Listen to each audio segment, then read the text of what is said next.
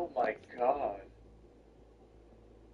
Having to agree to fight while stuck in her chair. Our new location today is the opening.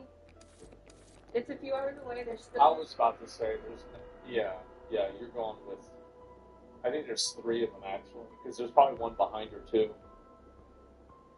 I mean, I just, what are you doing, man? Little things that need to What be are done. you doing? I'm really excited about it, and it's going to be...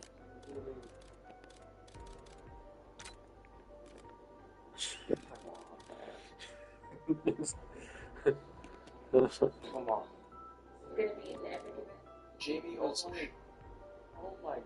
Look at the difference between somebody that's this size and a normal person. This is insane. How can anybody look at this and think that it's okay?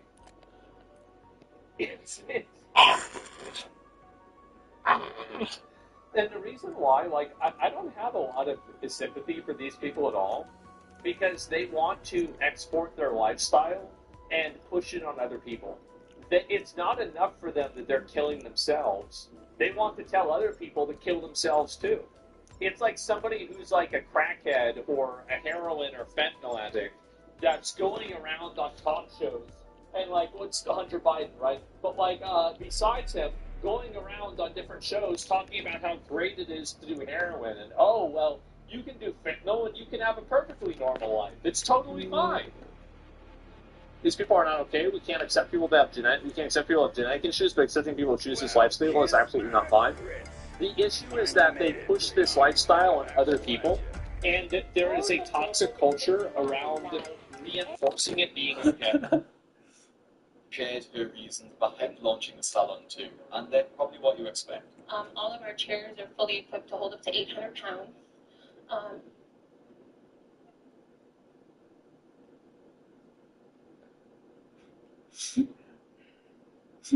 You know, it's an experience. You know, we wanted to create an environment where big women can come and feel like we treat it like royalty instead of go through discrimination like we do when we go to like regular salons that can accommodate us. So. Discrimination is not being able to fit in the chair, by the way. That's discrimination. It's not like, you know, with like civil rights or anything like that. It's, ma'am, you can't fit in the chair. We can't serve you.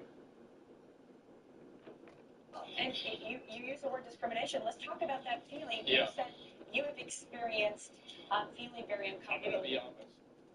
Or I'm going to say this. People might not want to hear it, but I'm going to say it. Women need to have a come to Jesus moment where y'all need to stop gassing up these women that are eating themselves into death. There's this weird thing that I see a lot of girls do where they constantly go and they gas up other women that are doing things that are obviously toxic, unhealthy, bad, or problematic. This needs to stop. It needs to stop, and it doesn't mean make fun of them and say, oh, you're such a piece of shit, we hate you, but stop actively indulging this. It's so unhealthy. Mr. Donnie? Yeah, because in my opinion, I think this woman, in a certain degree, is also, I mean, obviously it's her fault that this is happening, but she's liable for playing a role in this and trying to act like this is anything other than disgusting, unhealthy, and weird. I mean, I don't understand how, like, there's no other instance in life where this is normal. Like, somebody drinking sodas constantly and then going on TV shows and saying that, yeah, you should drink a 12-pack of Mountain Dew a day. And, like, this person would be considered a psycho. A person who's saying you should smoke a pack of cigarettes a day would be a psycho. A person who's saying that you should drink, an entire fucking six-pack of beer would be a psycho. Why is it that being fat is somehow this socially accepted thing that nobody can criticize? It's insane. There's no logic to this at all. You see what I'm saying? Is it possible? No way.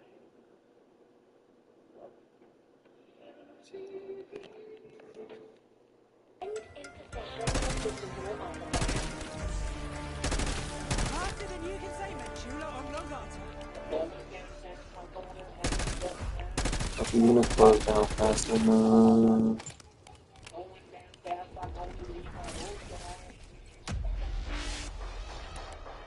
The director requisited this legend, but you might call my partner. I very much wish to examine your mainframe, ma'am. That sounded less cynical than intended.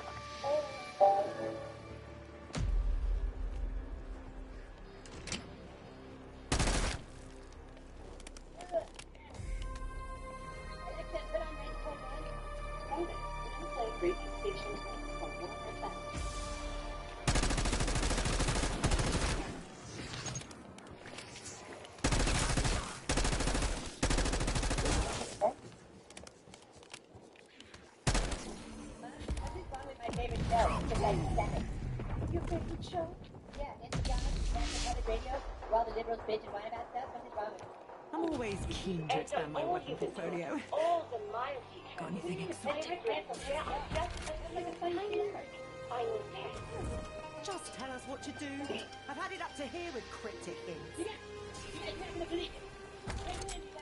At last, a glimmer of positivity.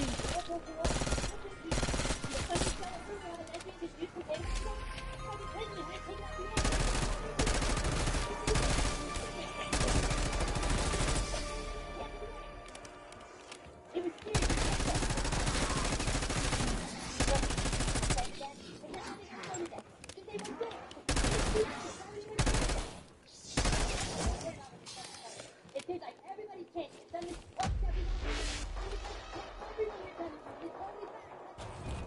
Even if this prima materia stuff can regenerate Maxis's body, how can it regenerate her mind? Her soul? the principal aspect manipulates time as well as matter. Her human software will be swallowed. Will be the woman we knew.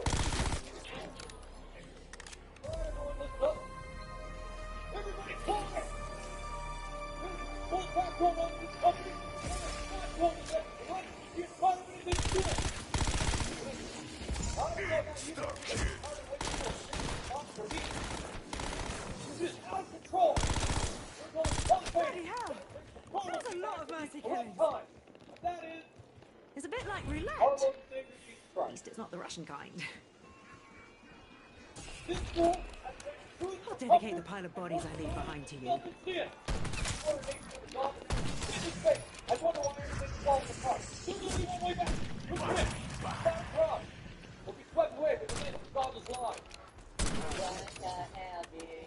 In order to turn things around, it's going to be a power Christian principle.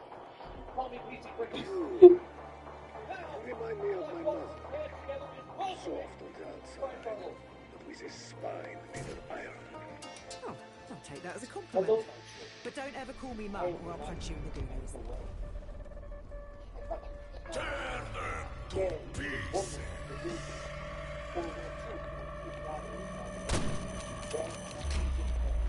That's right. That's right. Let's go, Jesus.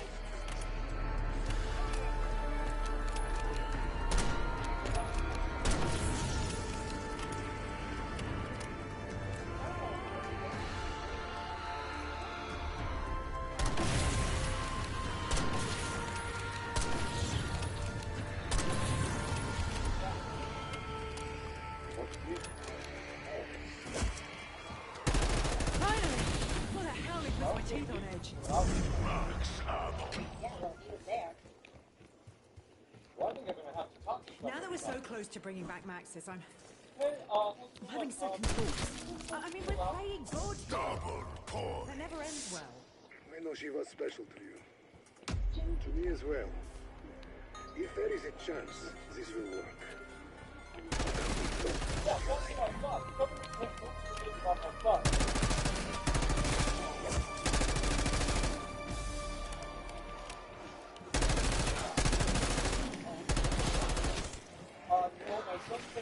I'll count my blessings as soon as I have some.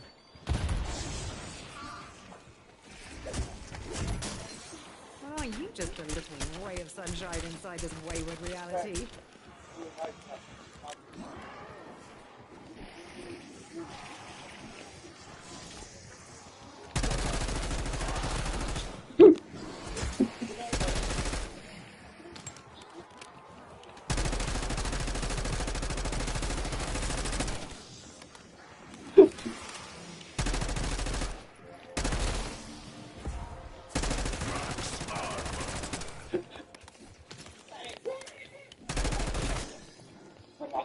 forgotten you were a bit of a sadist, Fox.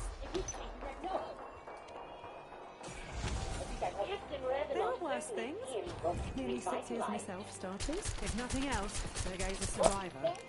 I grieve for what he went through while we were away. Be patient. Can't you tell?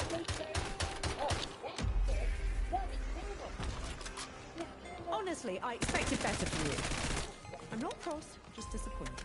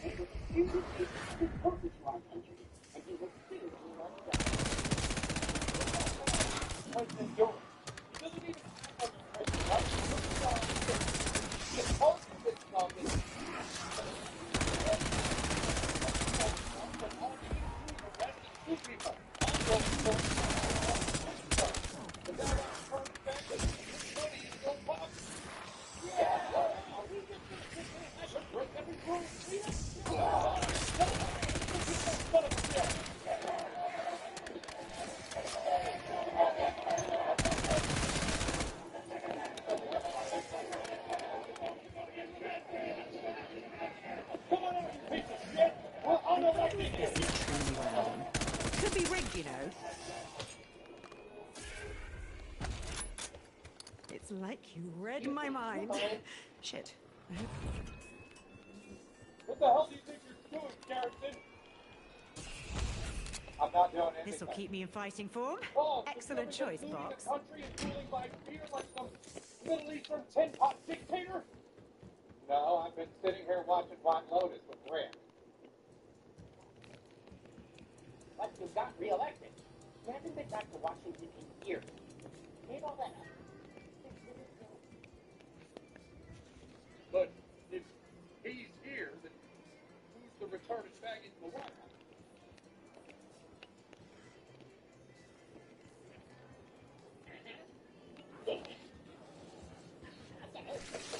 Mr. President, sir, the Prime Minister of Canada is here to see you. Why are you taking this new tariff on Canada? What? A dictator from the Middle East? All this talk about prima materia irks me. Alchemy is to physics, as astrology is to astronomy. Spoken like a true Capricorn. Kidding, Strauss. I know you're a Taurus.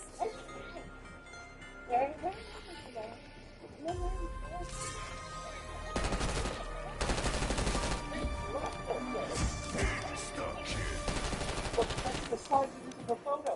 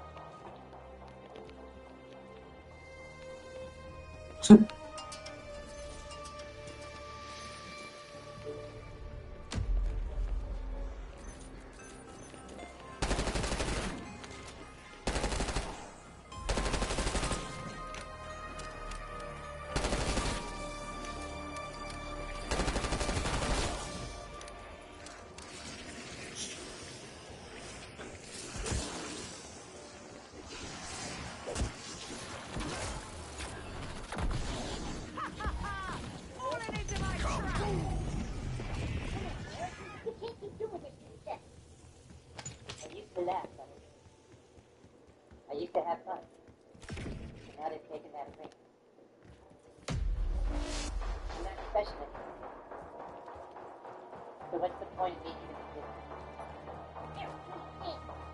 think that it's the end, fellas. Not exactly cutting edge technology, is it?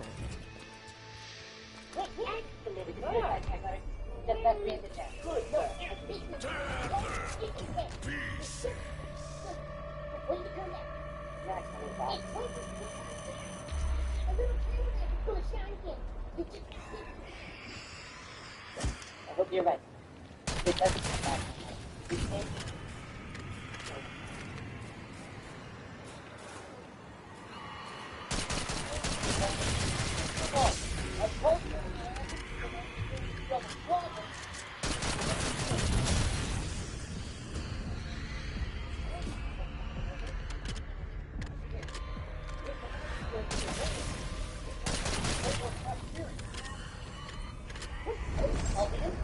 Told him I gave him his floor. What's his problem?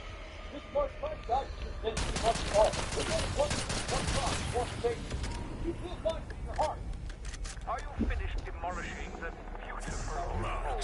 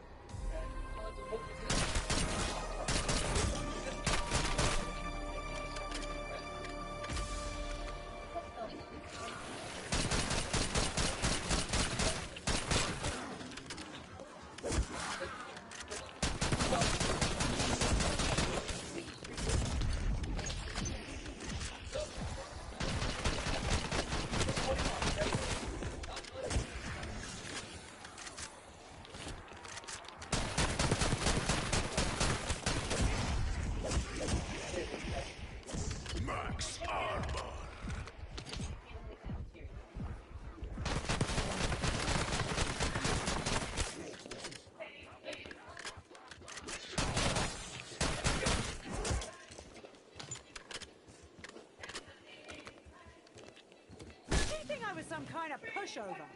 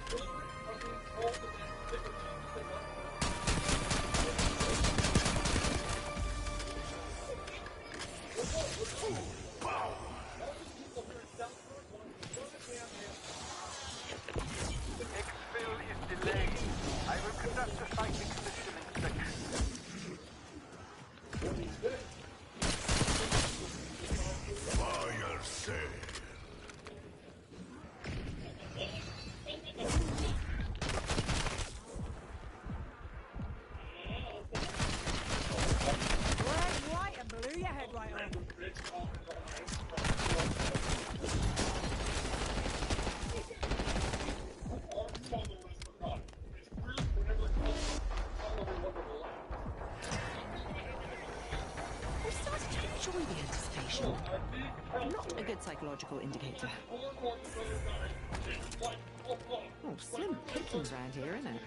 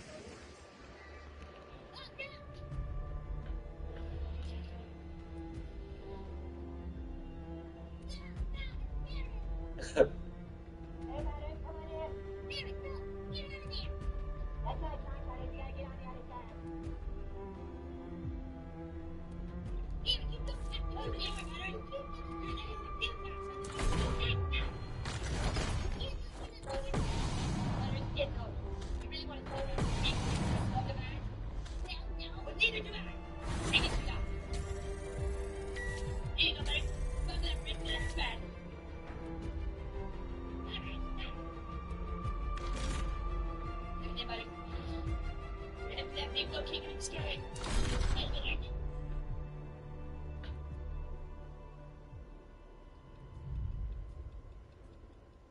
This is 60 Minutes. Oh, oh God. The small town of South Park, Colorado is protesting against the president. The townspeople claim that the president, who is a great man, great guy, we know he's probably watching, and we are just reporting on this town in Colorado that's being sued by the president, and they are quite mad. No. We think these protesters are total retards, but our own Jim Connor has more. Oh God. Tom, I'm here with the townspeople speaking out against the president. It all started when a father got upset that Jesus was being forced on his son at school. Young Stan Morris is questioning the president's policies. I don't know. I don't know why he's questioning the president. He's probably a faggot or something. But the townspeople say they owe the president nothing. We are going to be told what to do by anyone. We all know the Pope's still... We are so close to recovering the Sentinel artifact. It should be somewhere in that excavation site. Remember, the artifact is our only hope of bringing Nexus back from the Dark Ether. We went through hell to get that amulet. Like some return on that investment?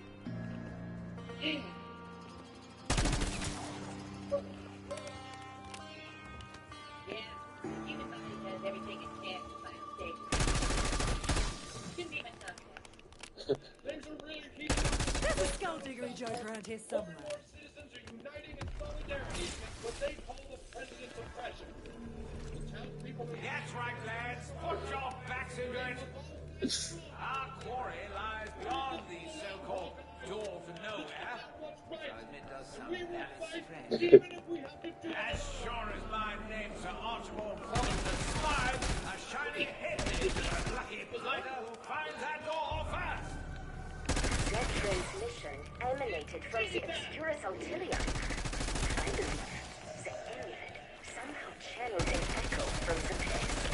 Oh, well, you can actually hear his moustache twirling.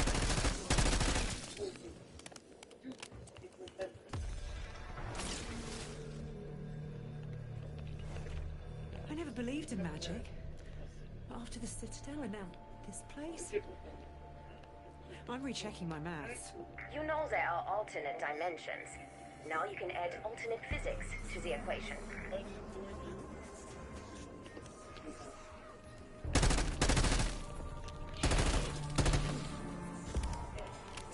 Max armor.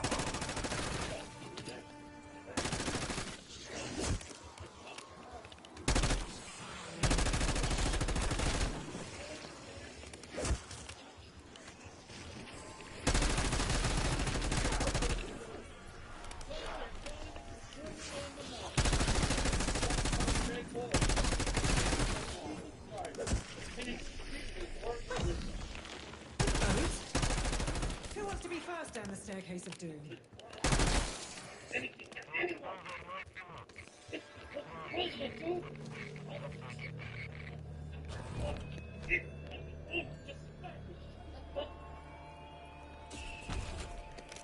That's almost exactly what I wanted. Okay. Absolutely. Yes, thank you, madam. Well, will we have to pay this? Yes, sir. I will do that. Yes, sir.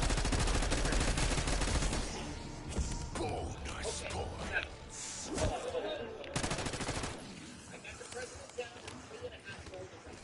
I'm warning you, Box. I have a book of magic in my pocket.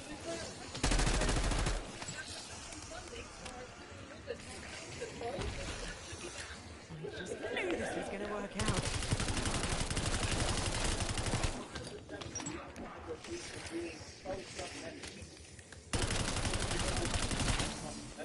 Double points. In a few ticks, guess I'll find out just how lucky I really am. You spoil me.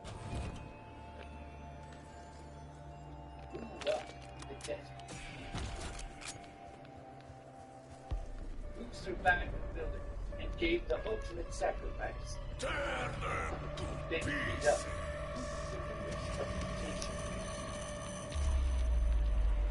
Done, J. Cut.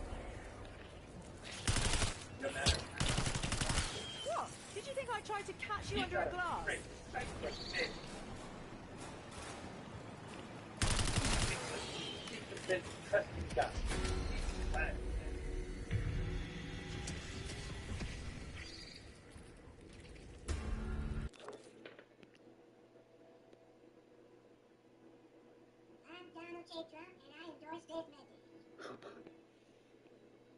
Trap. Intent. But his love for us is knowledge.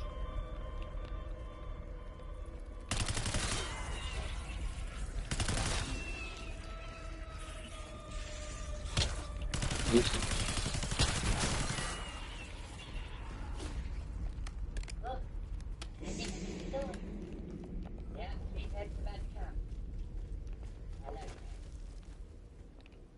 Hello.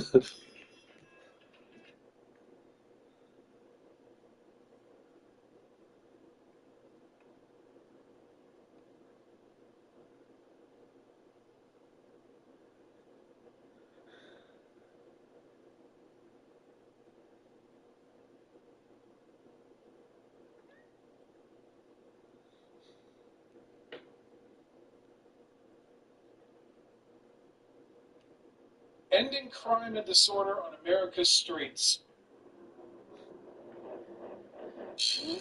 Executive order.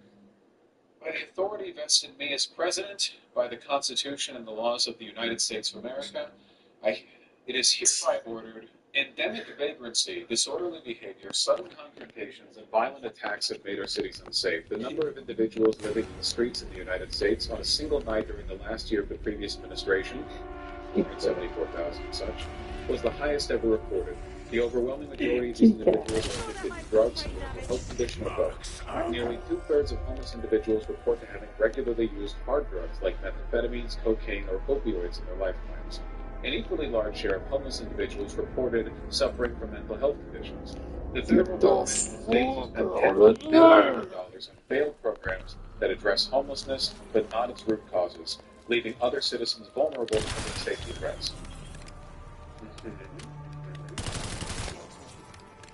Shifting homeless individuals into long-term institutional settings for humane treatment through the appropriate use of civil commitment will restore public order. All right, well, that's straightforward. Surrendering our cities and citizens to disorder and fear is neither compassionate to the homeless nor to other citizens. My administration will take a new approach focused on protecting public safety. Okay, what are we doing? The AG, in consultation with the Secretary of HHS, will take appropriate action to seek in appropriate cases the reversal of federal and state judiciary precedents and the termination of consent decrees that impede the U.S.'s policy of encouraging civil commitment of individuals with mental illness who pose risk to themselves or the public and are living on the streets and cannot care for themselves in appropriate facilities for appropriate periods of time. And provide assistance to state and local governments through technical guidance, grants, or other legally available means for the identification, adoption, and implementation of maximally flexible civil commitment, institutional treatment, and step-down treatment standards that allow for the appropriate commitment to treatment of individuals with mental illness who pose a danger to others. Okay. Reversal of judicial precedents and termination of consent decrees that get in the way of putting homeless people in maximally flexible civil commitment or detention facilities. Does civil commitment mean slavery? It means concentration camps. Why? Because 95% of Americans would tolerate fascism if it came in the form of getting rid of the 3 homeless people they see every time they go downtown. AG and such will enforce provisions of illicit use, urban camping and loitering, urban squatting, enforce and wherever necessary adopt standards that address individuals who are a danger to themselves or others. Substantially implement and comply with, to the extent required, the registration and notification obligations of the Sex Offender Registry and Notification Act, particularly in the case of registered sex offenders with no fixed address. The AG shall ensure homeless individuals arrested for federal crimes are evaluated consistent with 18 U.S.C. 4248 to determine whether they are sexually dangerous persons. Okay. Necessary steps. Emergency Federal Law Enforcement Assistance Program to support. Assess federal resources to determine whether they may be directed towards ensuring, to the extent permitted by law, that detainees with serious mental illness are not released into the public because of a lack of forensic bed capacity at appropriate state, local, and federal jails or hospitals, discretionary grants, harm reduction, safe consumption, technical assistance. I don't know, guys. It seems pretty bad. The reversal of judicial precedent and consent decrees seems particularly bad to me. To whatever extent they're able to do that, it is illegal after all. Yeah, it does. It does seem that like the point of this essentially is to, through the federal government, kind of incentivize states and cities to back approaches that allow for homeless people to just be scooped up off the street involuntarily and put into camps like outside the cities. Just kidnapping them and putting them in a box. Wait, how do you prove you're not homeless? I guess, we'll just have to trust you. I don't know. Cool. It is true that he literally ran on this. Carry your ID with address at all times. Yeah. Add in the autism camps from RFK on top of this. Yeah, from homeless people, mentally ill people, people with autism, undocumented immigrants, documented immigrants, they're going to put everyone in a damn camp. Will they use ICE for this? No, because, I mean, dealing with homeless is more of a municipal thing. It seems like they're trying to use the federal government and its grants to construct and incentivize all of this, more so than affect it themselves. The ICE, the federal government doesn't have the resources to go like homeless encampment clearing. That would be obscenely expensive, like in addition to what they're already struggling to deal with. I just don't know how much they're going to be able to affect this, right? Especially the revocation of existing judicial precedent. I have no idea how they're going to do that. Took executive action to make it easier for cities and states to remove homeless people from the streets. That's right, that's right. No different than what Newsom's done, Federal grants to states and cities that enforce prohibitions of open illicit drug use, urban cannabis loitering, urban swine. Homeless is the top line, but what's important is Section I. It lets ICE grab cis white people for smoking weed in public. What do you mean? What do you mean Section I? I is a subsection thing. You mean this? I assume enforce prohibitions of open illicit drug use. Well, this would be enforced by state and municipal officers. So if weed is legal where you are, like illicit in this case would be kind of dependent on the state's definition. Because the federal officers aren't going to be doing that. They're just going to be prioritizing, providing grants to states that do what they want them to. Something tells me California isn't going to be on the table for those grants anyway, even with all Newsom's done to crack down on homelessness. So, might not be much of an incentive there. Still grim, though. And I do worry about what the American public would be willing to tolerate if it meant getting rid of homeless people. I feel like they might have a limitless tolerance for authoritarianism if that comes along with it. I feel like this has something to do with it. America's incarceration rate is about to fall off.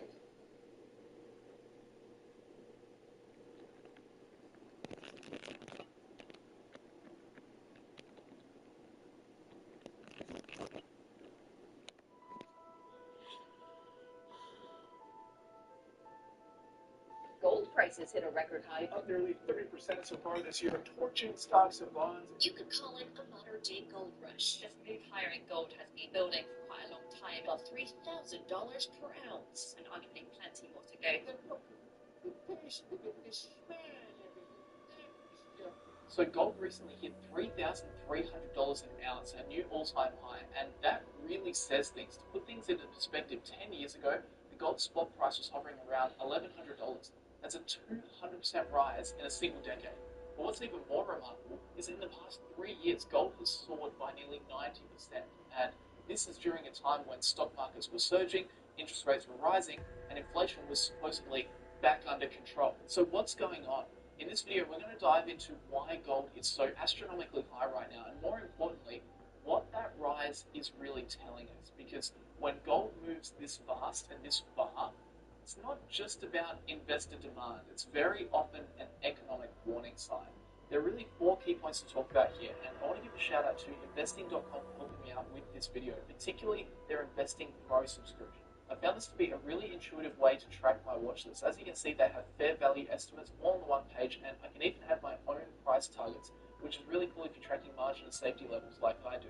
Warren AI is also another really cool feature, which I've been asking lots of questions, particularly in this video. As you can see, Warren AI told me that gold is now trading above $3,300 per ounce, with reasons for its big rise, including fading dollar strength and geopolitical jitters, to institutional stockpiling and shifts in physical demand.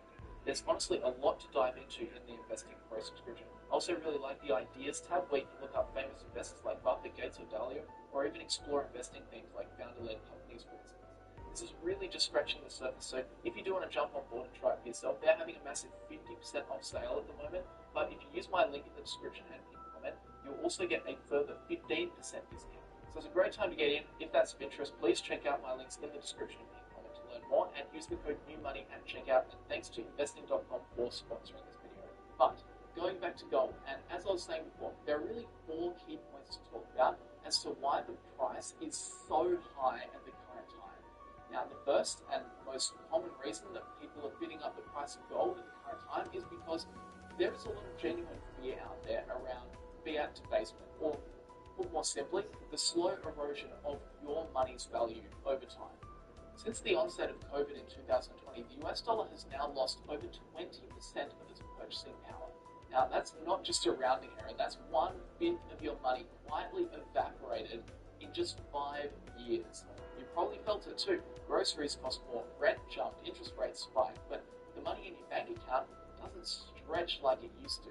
After a long period of minimal inflation over the past 5 years, inflation has roared and has eroded a lot of wealth that's been grounded in US dollars. Now, let's compare that to gold. Over that same period, the gold price has climbed by more than 100%, with a nearly 90% jump in just the last 3 years. So while cash lost value, gold gained value.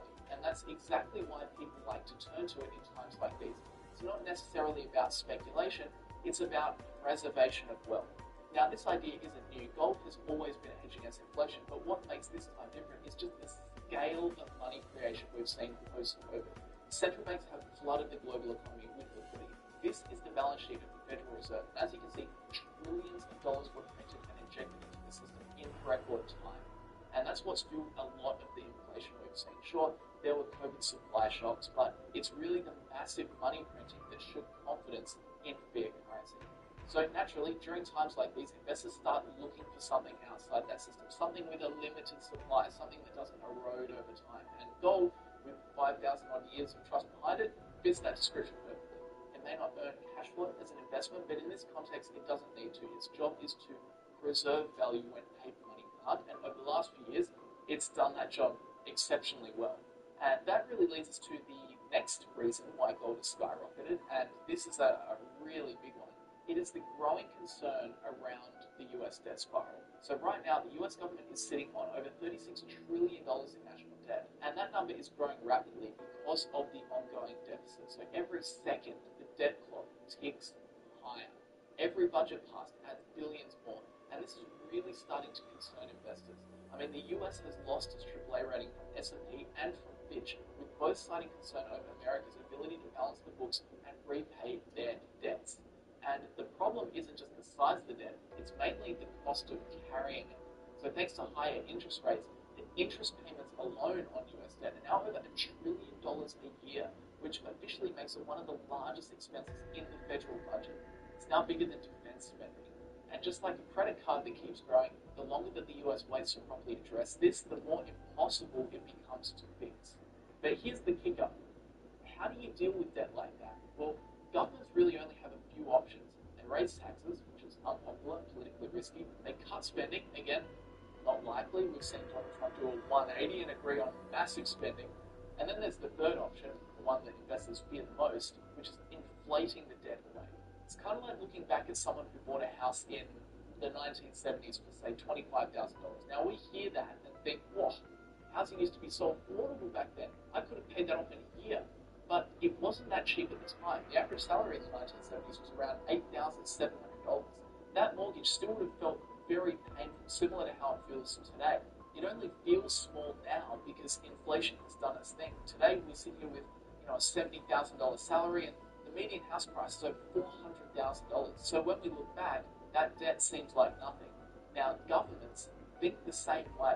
If they borrow trillions today and inflation drives up wages, prices, and tax revenues over time, then the real cost of that debt shrinks. They pay it back in devalued dollars. That's why gold investors are so nervous, because if inflation is the only realistic solution to this monster pile of debt, they don't want to be sitting in dollars that lose purchasing power. They want to be in something that holds its value no matter what the dollar does. So that's the second big reason why investors are flocking to gold and prices are so high at the current time. But then we get to the other reasons external to the United States as to why gold is going up so much at the current time. And this is really a big one in terms of the global economy. One of the core drivers of the gold price over the last few years has actually been other countries like China and Russia buying up massive amounts of this stuff as they look to reduce their dependence on US debt and the US dollar in general. You know, for decades, US Treasury bonds were seen as the safest place to store wealth. If you're a central bank sitting on hundreds of billions of reserves, you just lend that money to the US government by buying treasuries and let the US government pay you a nice interest payment every year. That's just how it worked because it was perceived as such low risk. But that trust has started to erode. Why? Because countries like Russia and China have learned the hard way that the dollar isn't just a currency, it's also a geopolitical weapon. When Russia invaded Ukraine, the US and its allies froze hundreds of billions of dollars in Russian assets held overseas, most of it denominated in dollars. And that sent a message. If you end up on the wrong side of the West, your dollar-based wealth is not actually safe. And since then, we've seen a clear shift. Central banks around the world have started to reduce their reliance on US debt. Have a look at this chart. Look at the trend in Japanese and Chinese holdings of US treasuries over time. In 2020, China accounted for 15% of foreign holdings of US treasuries. But in December 2024, this percentage has shrunk to just 9%. They're clearly reducing exposure, as are other nations such as India and Brazil. And what are they replacing treasuries with? Well, gold, particularly in China, Russia, Turkey, and India. These countries have ramped up their gold purchases. In fact, over the past 3 years, central banks globally have added over 3,000 tons of gold to their reserves, some of the highest levels ever recorded. And as you can see by this chart from Official Capitalist, there are two main culprits.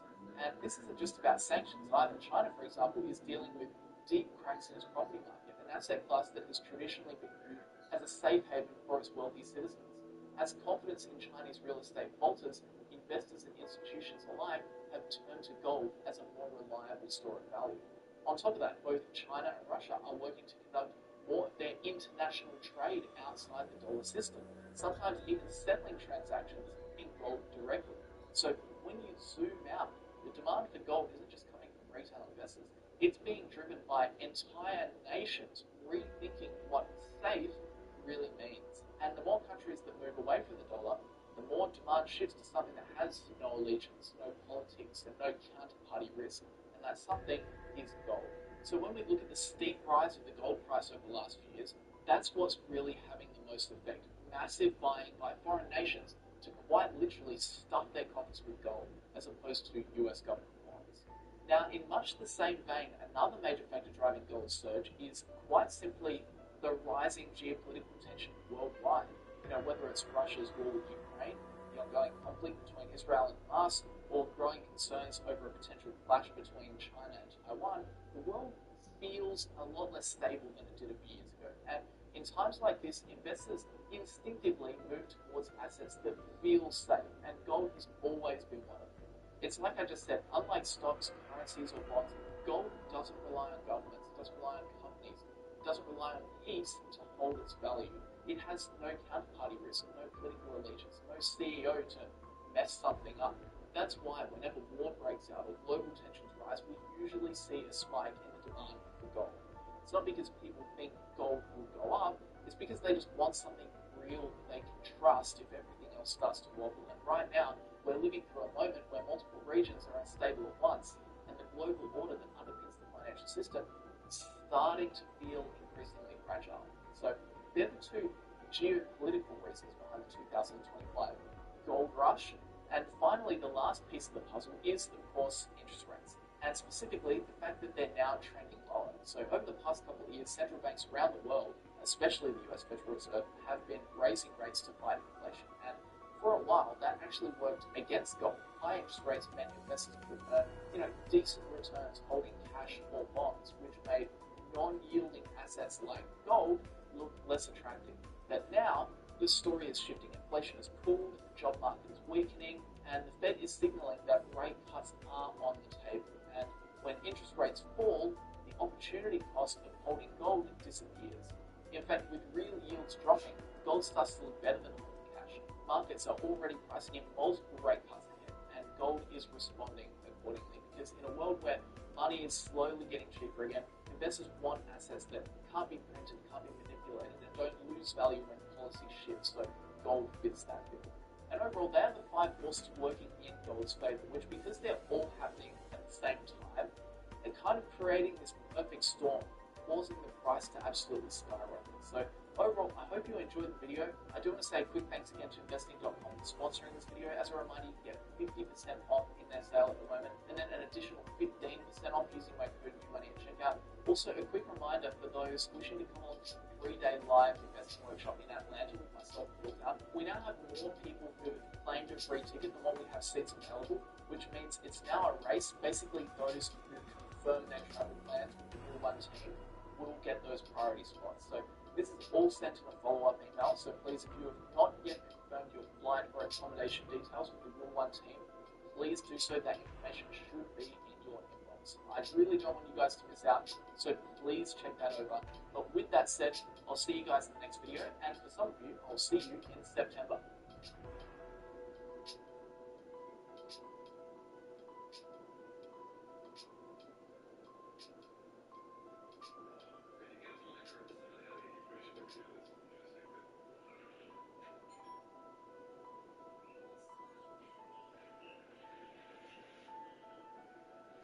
I'm joined now by Congressman Jamie Raskin. Thanks for joining me. I'm psyched to be with you, Brian. So we have just found out that Donald Trump and Pam Bondi are asking a judge to release the grand jury testimony. This is not the Epstein files. This is something completely different, really, that no one is asking for. You have thousands upon thousands upon thousands of files. They opted not to have those, even though they're already in their possession, and are instead saying, we're going to go through this lengthy process that may or may not work out, where we're going to get some testimony that we can then choose what to release from within that testimony if a judge even opts to grant it. So for those Trump supporters, and honestly, left, right, and center, people who want this information, are they being conned by virtue of what Trump and Bondi are offering them right now? Well, no, because I don't think anybody's buying it. I mean, I think you just did a great job debunking it. The only thing I would add is that the grand jury files relate only to the prosecution of Epstein himself for what he did, and of Maxwell for what she did, but it doesn't include the whole universe of other people and criminal organizations and business organizations that we're interested in. But isn't that the whole point? Isn't that what we're looking for here? It's a complete distraction. It's a red herring. It's don't look over here, look over there. And even for that tiny subset of the materials you might be interested in, and they're pretty much peripheral, but even within those, Rule 6E will provide that much of it will have to be redacted to protect victims and other people. So, look, all of that is just a decoy. They've got the materials within their possession, and they can release everything, just redacting the information that would be identifying information for the victims, which is the only thing that should be redacted, and that's what the Democrats have been asking for. All we're saying to Donald Trump is be true to what you've been asking for years. Release the information in the possession of the government. And so can you talk about what efforts, knowing full well that all he wants to put forward is this decoy, what can Democrats do, what are Democrats doing right now to compel this information? And I ask this because we've seen multiple efforts where Democrats have sought votes in the House, both in the Rules Committee, on the House floor, even the Senate floor, to compel the release of these files, and 2 times in the Rules Committee, Republicans voted it down. 2 times in the House, Republicans voted it down. 1 time in the Senate, at the hands of Ruben Gallego, Republicans voted it down. And so, what are our options here moving forward? Well, we've also, in the Judiciary Committee, the Democrats have demanded a full bipartisan hearing where we subpoena all of this information and we subpoena witness testimony from Attorney General Bondi, from FBI Director Kash Patel, from the Deputy Director Dan Bongino, so they come forward and everybody tells us everything they know about this whole nightmarish scenario. So that's one thing. We can continue to press that. Now, Chairman Jordan's answer was, well, yes, we're going to have her in to talk about everything, implying, therefore, we can ask about those questions. All right, he said before the end of the year, and then when we were saying this is ridiculous, we're not waiting until December, people started saying September we could do. So who knows? We'll keep pressing on that. But here's the other thing. I got to salute my counterpart over in the Senate, who's the ranking Democrat on the Senate Judiciary Committee, Senator Durbin, who has discovered, apparently from a whistleblower, I'm not quite sure how, but that, you remember, they had actually conscripted 1,000 FBI agents to be working around the clock, 24 hours, going through more than 100,000 of these Epstein documents in the files, and apparently told them to flag any mentions or appearances or pictures of Donald Trump. Anything that appears there of Donald Trump, they're supposed to flag it. Well, what were they supposed to do after they flagged it?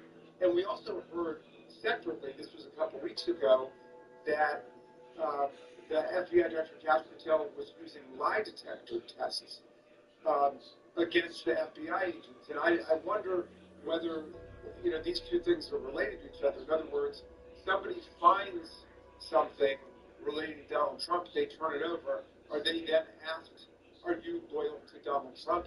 Will you do what we ask you to do? Are you going to turn this over to anybody else? And this might be one of the most massive cover-ups in the history of the United States unfolding before our very eyes.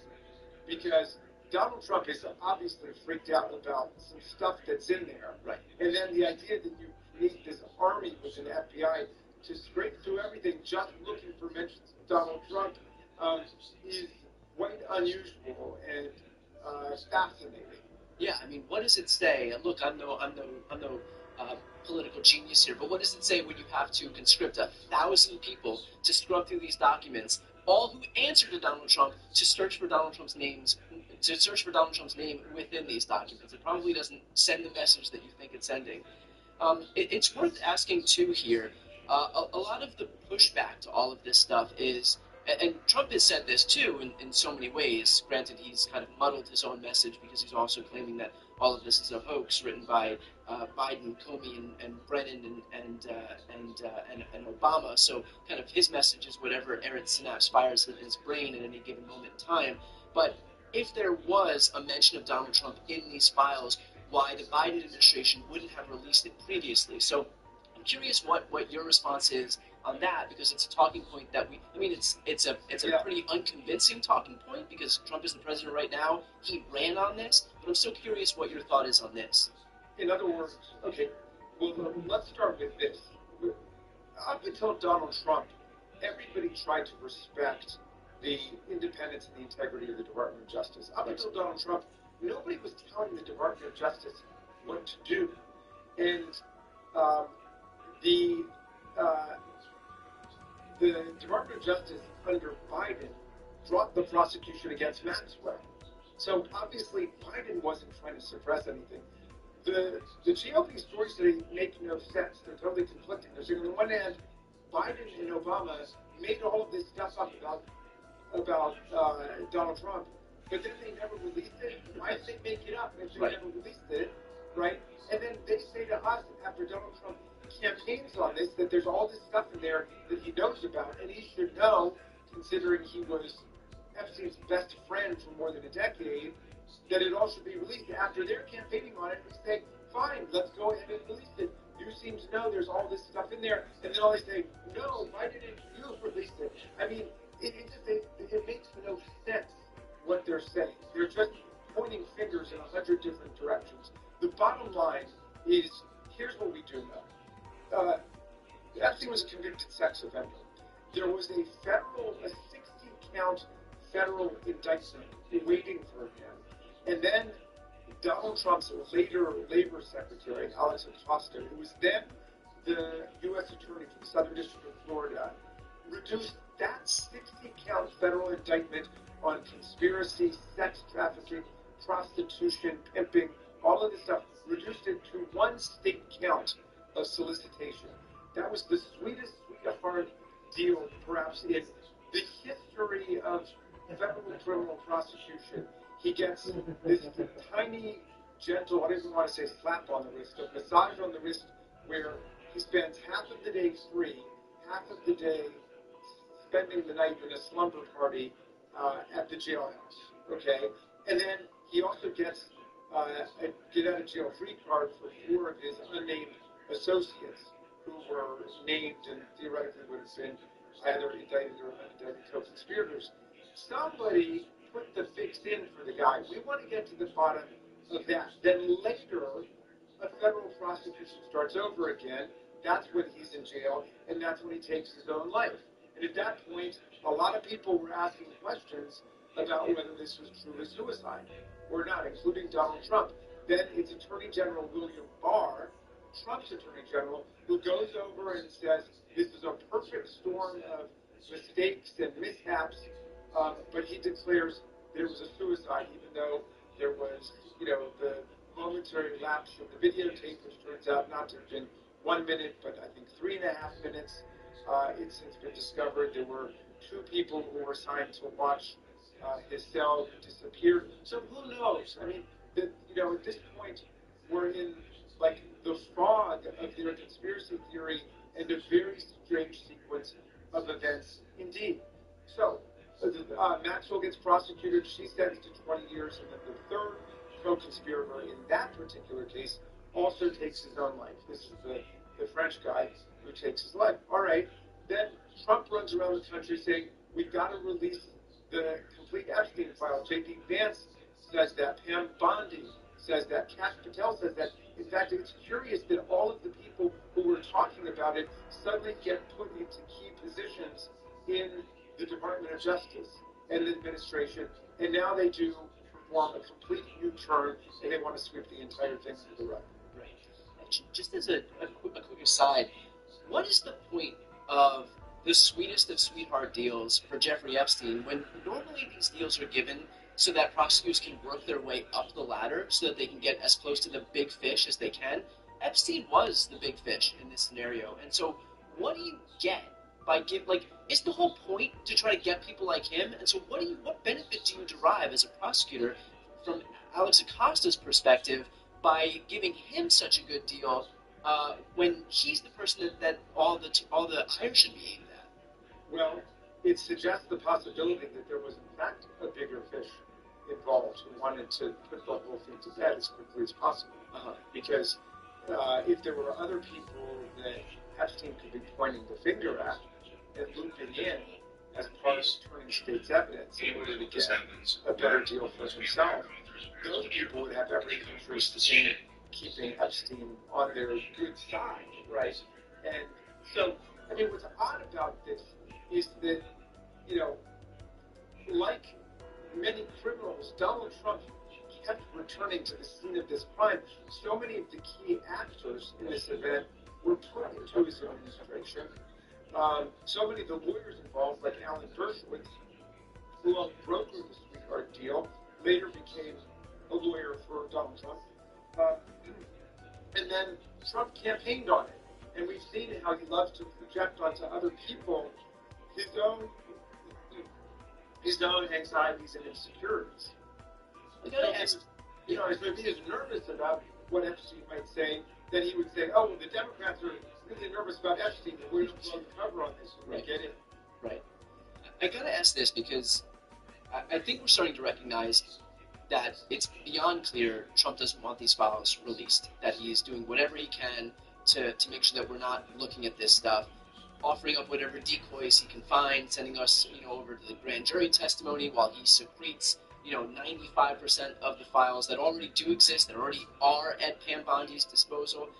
Will we ever gain full access to the Epstein files, or will it always be that Pam Bondi and by association, by extension, Donald Trump will be the final arbiters of exactly what information comes out? Like, are those two people are really the only people that have the full range of all of the files that exist. And so even if the discharge petition come August or September, when it finally ripens and the House can vote on this thing and it passes, will Pam Bondi ultimately have the final say into what information exactly comes out, or is there a way to circumvent her as somebody who could kind of meddle in what comes out so that we can get the full range of the files? The wheel is still in spin, Ryan. We don't know the answer to your question. If you look at the Democratic resolution, or the resolution bipartisan, support, the bipartisan resolution, which has been put in by Massey and by Hanna, there's a paragraph in there which says we want a complete accounting also of any of the destruction or altering or mutilation or effacement or impairment of different documents. In other words, we want to know, to see all the documents, and if any of the documents have been altered or changed or removed in any way, we want a record of that right, too. But on that point, I mean, the cop on that beat is Pam Bondi, and by extension Donald Trump, who may very well be implicated in this, and so he has every interest in, if there is some alteration, if there is some destruction of documents, he's not going to say anything because he's the person that destruction would presumably benefit. And so who's there to be there is, all of these people are in the pocket of Donald Trump, and so who's the cop on that beat? Well, if you look at the history of corruption scandals in the nation's capital, there are always people who are junior people, who are interns, who are staff associates, who are basically invisible and considered menial by the key actors, but they oftentimes come forward and tell what they know. But I'm with you.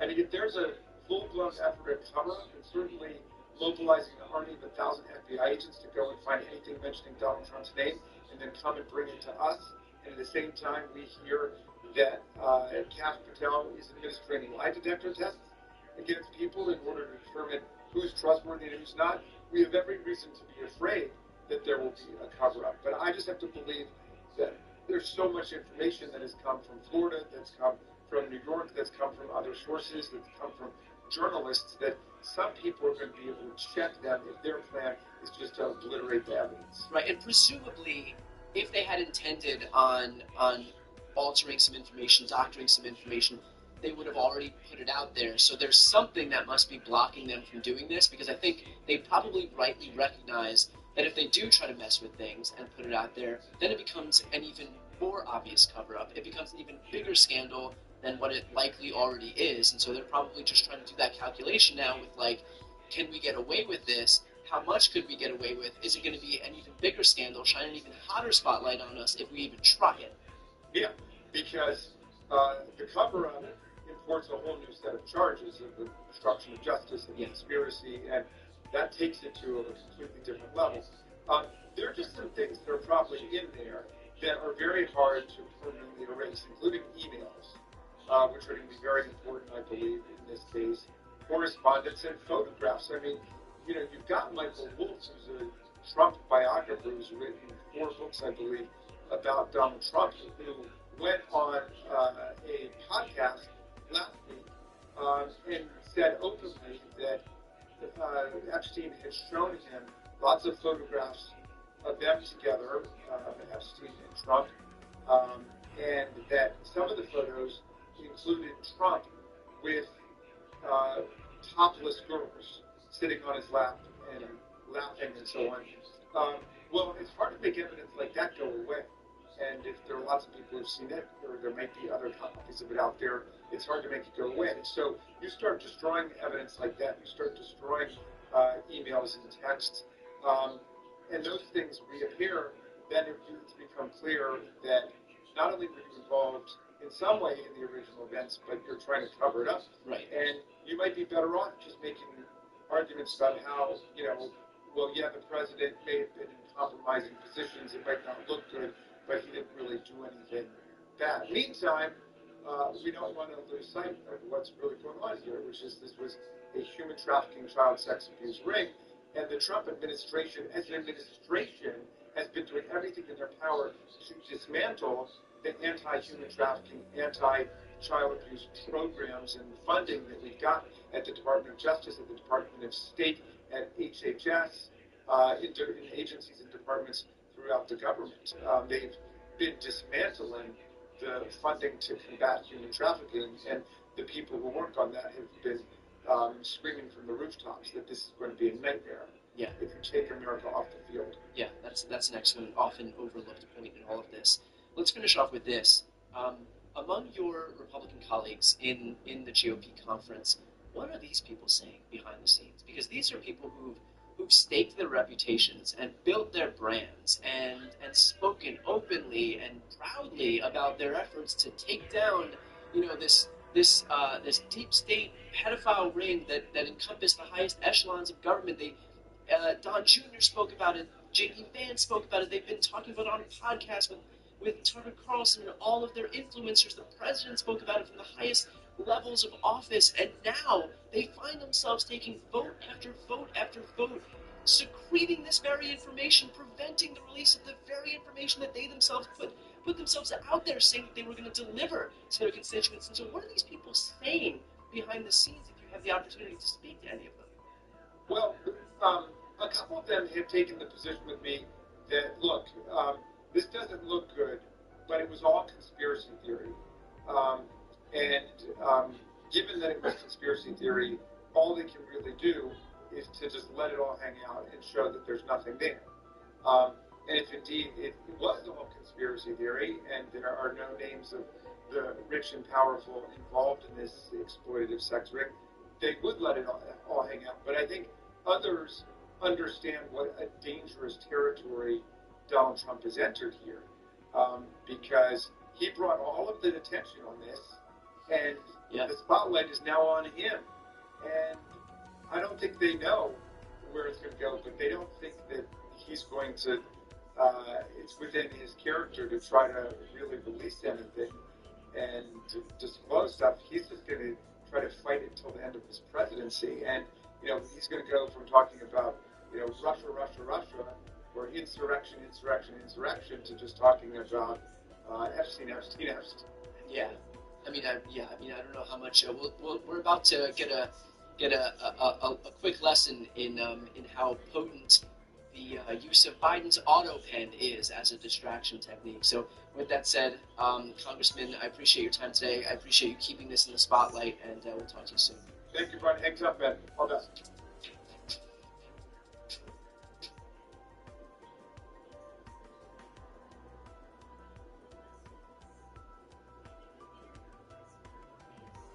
This is Democracy Watch, Mark, with everybody focusing their attention on Epstein. There is one person who is alive right now who really does have all of the answers, and that's Ghislaine Maxwell, who's right now under the custody of the Bureau of Prisons. She's in federal prison right now, serving out a 20-year prison term.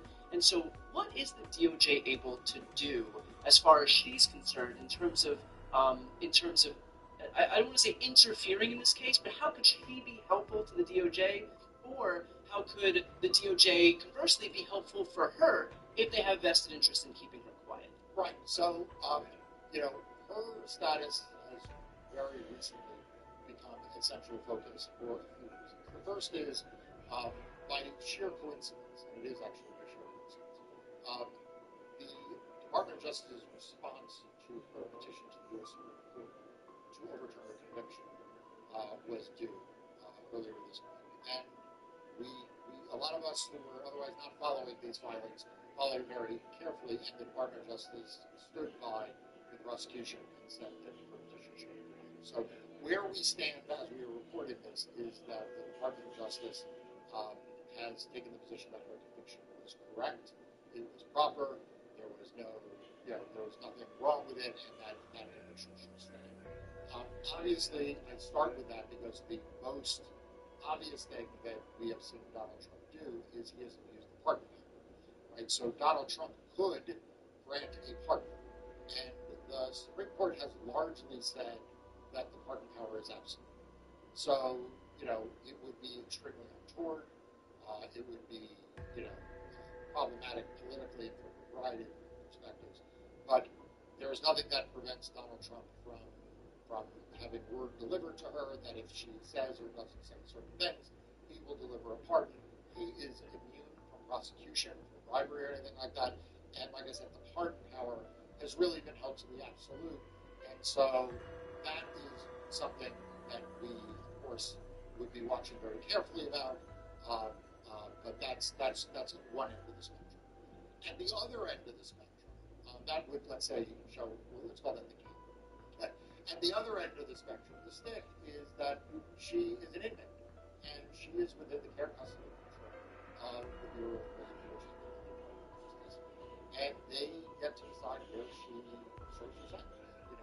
We oftentimes hear judges, say that someone should serve her sentence in minimum security or camp, or someplace close to their home, in the north or the south, or their facilities for health or whatever, right? We oftentimes hear that when people don't realize there's these recommendations, judges don't decide where someone serves their sentence.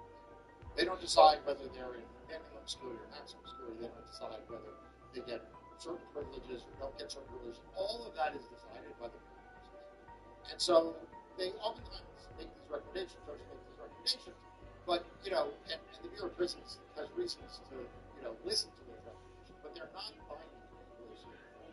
So, if the Department of Justice and the Bureau of Prisons decided, what, we are moving you to a less behavioral facility, that is something the Department of Justice can do.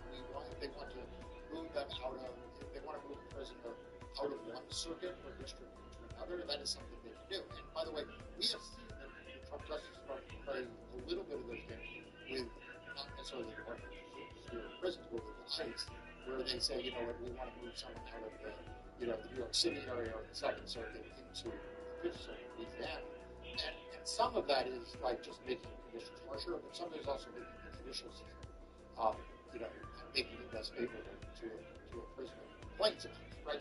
So they pretty much control access to the conditions she lives in. The final thing I'd say is that at any time, either the Department of Justice or the Republicans in Congress, either one of them, could grant her immunity from future prosecution. This wouldn't get her out of prison, not a part, it doesn't get her out for what's now.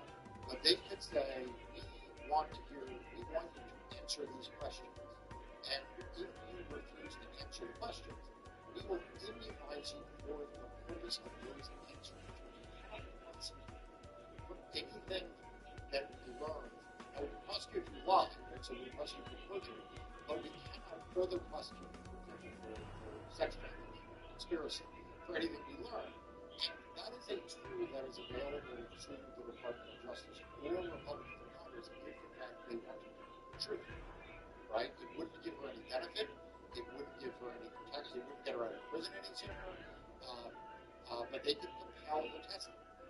And so I find it interesting that the Republicans in Congress, who seem to want to haul before them every person who may have ever walked into the White House and seen an auto battle machine, they don't seem so interested in voting for her.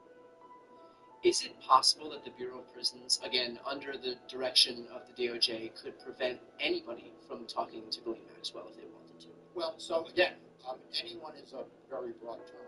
They can restrict her visitation. They can restrict, whether she gets more time. They can, whether she's in solitary, whether she has restricted visitation rights, whether she's able to use the commissary, whether she's able to make phone calls, whether she's able to give interviews, right? Like, those are all within the Department of Prisons, the Bureau of Prisons control, because they control the facilities. Now, there are a couple of exceptions. Obviously, if the Department of Justice wanted to meet with her, the FBI wanted to meet with her, they would meet with her, because they're within that structure. And they would not be able to limit her access to her own lawyers, right? Because she has an ongoing case, as I mentioned, this petition in the Supreme Court. So at least with respect to that, and probably with respect to any other legal question she has, they would have to let her see her lawyers. Whether they would need to abide by an effort by members of Congress to visit her. Again, we have the norms of the past, and then we have the law. And honestly, Congress has a right in the immigration detention system to visit people, and the Department of Justice is currently violating those laws. So I think it is fair to say that Pam Bondi would probably take the position that the Bureau of Prisons could prevent any justice, even if that's not the custom, the norm, the expectation, even in some cases. I guess the question I'm trying to drill down on, then maybe the more appropriate question, is there a way for the Justice Department, if they have a vested interest in keeping her quiet? And I ask this because clearly Donald Trump is not overtly willing to release these files, and so using that same information, if they have a vested interest in keeping Maxwell quiet, is there a way that the DOJ could gag her and prevent her from kind of offering up any information that, very much like the files themselves, may incriminate, I don't know, Donald Trump, somebody in this administration? There's got to be some reason that he doesn't want these things to get out. Yeah, so it's not that they can gag her in the sense that, like, you get pulled over for someone else, but they control every aspect of it. Okay, literally, from the moment she wakes up to the moment she goes, what she can eat, whether she can watch TV, whether she is in a cell or in whether she gets, how much time she gets outside of the So I don't think people appreciate just how controlled prisoners in prison are. And so there are any number of levers that the Bureau of Prisons and the Department of Justice have to make it very clear to any prisoner that they are doing something that is pleasing and something that is pleasing. I mean, that's before we get to, like, whether, for example, she has a job, whether she has to sit, whether she gets good time, right? Whether, like, there's a thousand ways in which the Department of Justice, without overt threats, can make it very clear to her that if she wants to spend more time in prison and do harder time, that's one option. And if she wants to have a shorter period of time and do easier time, that's another option. And for most prisoners, that's like an easy thing. Like, that's like not a, that's like a decision that's very easy to make. Which is the reason why, Brian, I want to raise this again.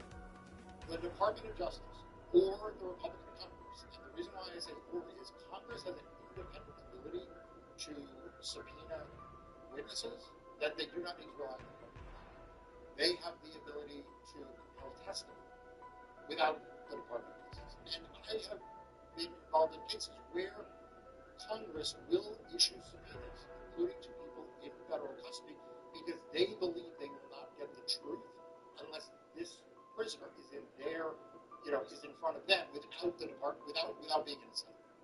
And so I ask, why aren't the Republicans in Congress, who have ran campaigns and spoken out about how we need to have the Epstein files and we have to get to the truth, why aren't they saying we want her to appear in public testimony? Why aren't they voting to release the Epstein files, right? They could, without the Department of Justice's consent, they could pass a law where they could subpoena those records and release them themselves. Right. And so it is not just that the Department of Justice can engage in activity to make it clear to a prisoner, don't talk to the media, don't talk to whoever. But what's shocking here is you have Mike Johnson and his caucus that seems all of a sudden very, very quiet on this topic and has actually voted against a resolution to release the Epstein files and has not taken steps, as far as I can tell, to have her, interviewed and deposed. At the same time that I point out that they seem very interested in everyone and anyone who worked in the White House and was familiar with it. So I want to finish off with this. We know that the Trump administration is a corrupt administration that's willing to defy the law if they feel they need to. We also know that Trump very much seems like he doesn't want to release these files. And so if we assume in this hypothetical that Donald Trump will act corruptly, is there a world where or is there a precedent where you have corrupt prosecutors, corrupt officials who can strike some deal with an inmate in order to release information, and then they can be or not release information, withhold information in exchange for favorable terms. I mean, Ghislaine Maxwell is right now serving a 20-year prison sentence. We wouldn't know if she struck some deal with the DOJ to reduce that sentence or to have some type of pardon agreement, sorted out the day before Trump leaves office. And so is it possible here in that scenario where we have somebody acting corruptly that they could strike some deal so that in the event she does come and testify, she could omit information or just outright lie in exchange for, a shorter term or whatever it may be? Okay, so first of all, you don't need to get that conspiratorial. Okay? The fact is the U.S. government strikes deals with inmates all the time to get testimony that the government thinks is favorable. Now, they'll say, of course, it has to be truthful, but... that's the difference. That's what I'm talking about. Right, but there are get some criminal defense lawyers on this podcast, and they will tell you that the ability of the Department of Justice and federal prosecutors, and state prosecutors, to lean on inmates and pressure them to offer testimony. I mean, let's just talk really quickly about the Obregon Garcia case, where all of a sudden the Department of Justice and DHS, in the criminal case against him, seem to be cutting deals and letting out actual human traffickers to offer testimony. So you don't really have to get that fanciful before you get a lot of exercise people to say, well, welcome to the criminal justice system. Right. Mark, try to imagine a world in which an official was corrupt. Right. Okay, so that's number one. But number two, yeah, of course. Look, the fact is our criminal justice system is set up to reduce the sentence. We provide cooperation and assistance to law enforcement. That's just how the system is set up. And it's also set up, it's not supposed to be, but it is in reality set up, that for people who don't play ball with the government, their sentences are harder and they're longer. Yeah. And so, could there be that deal? Yes.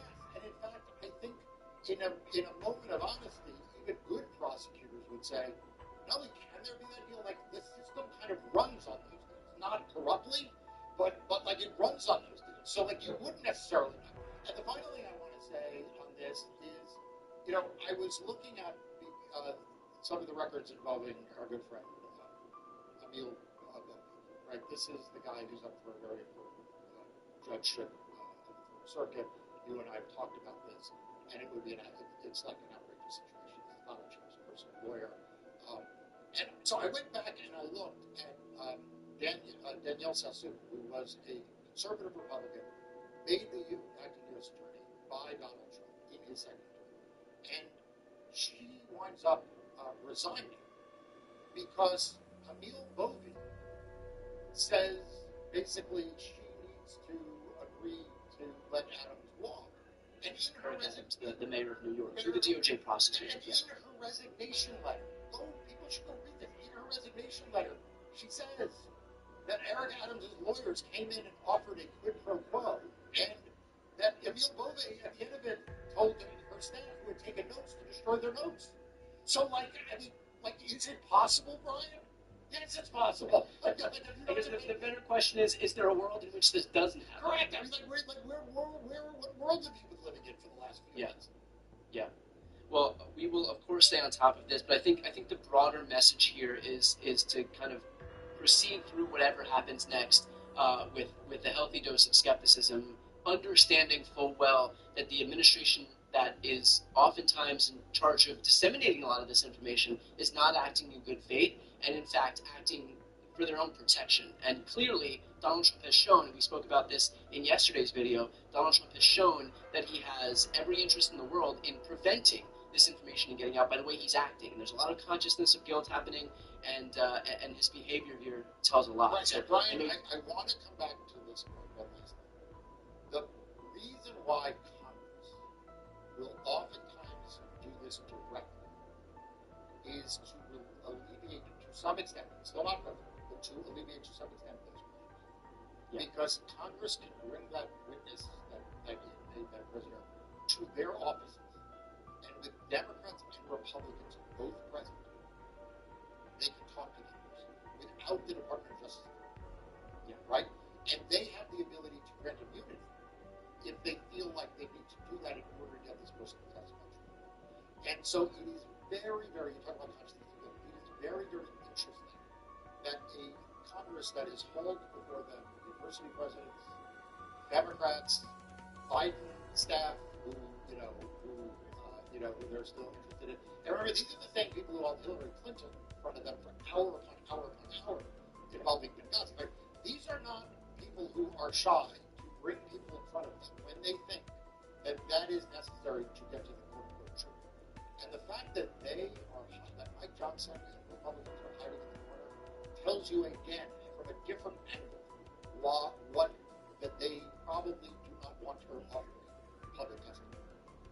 And so for anybody watching here, left, right, or center, if the goal here at the end of this is to get to the truth, not to protect Donald Trump or his interests, but to get to the truth, there is one way to do that.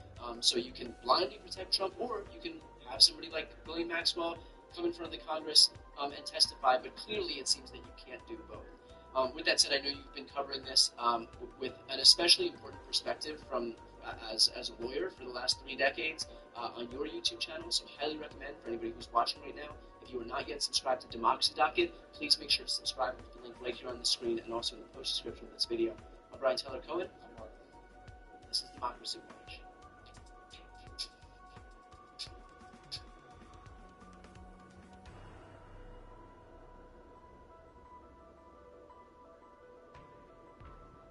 I'm joined now by Jake, Travis, and Julian, the hosts of the QAnon Anonymous podcast. This is the premier podcast when it comes to all things conspiracy theories, QAnon, and we spoke a couple of years ago, actually 3 years ago, almost to the day. And I wanted to get you guys back on, and I've been really looking forward to this conversation because back then, a few years ago, and for the last several years, we've been kind of immersed in this world of conspiracy theory from largely a right wing that has been out of power. Well, now we're in a situation where Donald Trump is in power, bolstered by the very people who thought that he would be the one to take down a lot of the ideas at the center of these conspiracy theories and QAnon. And so I'm curious, first and foremost, we have the QAnon conspiracy theory, which is that there's this state-worshipping cabal of pedophiles at the highest levels of government. Nothing better exemplifies that than what we're seeing with all of the Epstein stuff. And yet now, whereas Donald Trump had the opportunity to dismantle this system from the inside, which, by the way, was what his campaign was predicated on, he's instead opted to entrench that very system by refusing to release these files.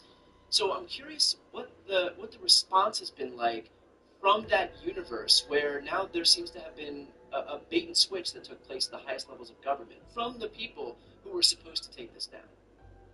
I would say the response has been mixed. There is a lot of dismay and confusion and bewilderment that the man that they thought would take down Epstein and expose all the people he's involved with is all of a sudden saying it's a Democrat hoax. It's especially confusing considering his own Attorney General claimed that she had the Epstein list on her desk, and now the official line from the DOJ is that it doesn't exist at all. But of course, QAnon followers are really masters at cognitive dissonance. So at the same time, they still trust in the plan, thinking this is some sort of 5D chessboard, and the truth will still somehow come out.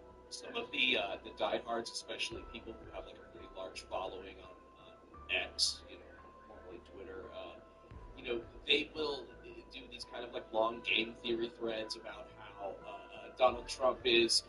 He's bringing awareness to Epstein, that he's doing this on purpose so that he can draw attention to it. So he's got Democrats calling for the police, and then he can release it, it will expose them, and it's all a part of the plan, 4D chess.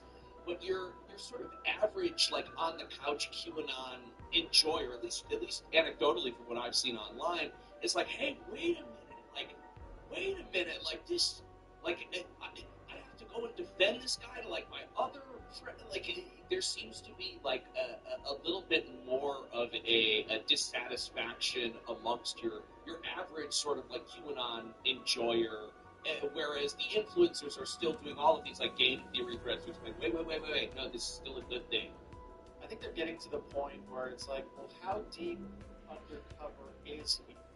Did he have to actually do the things with the other pedophiles? Or, Well, that's the part that I'm having trouble with, because when we spoke last time, again, this was a few years ago, but one of the things that was most striking that you said was that there's always some convenient new conspiracy theory to explain away any potential disappointment or any current disappointment, right? Like there can never be a rival, because again we're dealing with like crazy conspiracy theories, but so there can never be a rival. So there always has to be something to take you from, okay, yes, it didn't go where we thought it was going to go because X, Y, and Z. But I mean, this, I guess what I'm having trouble with is this is so cut and dry, and I understand like a normal conspiracy theory, you can't get there because it's crazy, and you're not going to be able to prove that somebody unless we find a Satan worshipping cabal of pedophiles in the woods somewhere at night that consists of a group of like Hillary Clinton and Bill Clinton and George Soros and Nancy Pelosi, and like, right, unless we find that, we're probably not going to get there. But this was an instance where we could get there, and you have, to your exact point, you have Pam Bondi, who said, I have the client list on my desk. And so I understand that it's always easy to explain away this stuff, but how do you explain away something where the finish line was in sight? I think that when the Wall Street Journal contacted Trump, or at least his administration, for comment, there was a certain amount of panic internally, because pulling out the terms Epstein hoax, that's a big failure, I think, and they're having to do a lot of damage control right now, because he did run on the idea that he was going to expose all this stuff. But as soon as the Wall Street Journal said, "Hey, we have you drawing, a woman's shape and writing mysterious birthday poetry to Epstein, and it looks like your signature is the pubic hair on the drawing of the woman," I think at that point he decided to just fold back on his usual, it's like, well, this is just a hoax. And as soon as you try to sell in these people who've been waiting for years on the fact that the Epstein thing is actually just invented by Democrats, I think that has been way more difficult. I think that even their, very, very well exercised muscle of cognitive dissonance is not quite cutting it at this point. And there is a lot of debate, I think, internally. People are kind of splitting off. Something that's really struck me about all of this is, if I was a Trump supporter or an adherent to any of these conspiracy theories or QAnon or the Epstein stuff is not a conspiracy theory. I know I keep dropping it into the same bucket, but I think the through line between all of this is it's hard to feel like Trump doesn't have utter contempt for his own supporters. Like, to claim that you're going to release the list, to see Dan Bongino predicate his entire brand on releasing the list, Kash Patel on releasing the list, hearing Alina Habba say that it's going to be explosive, seeing Pam Bondi say that she has the stuff on her desk right now, only for these people to all turn around suddenly and say, oh, there's no there there.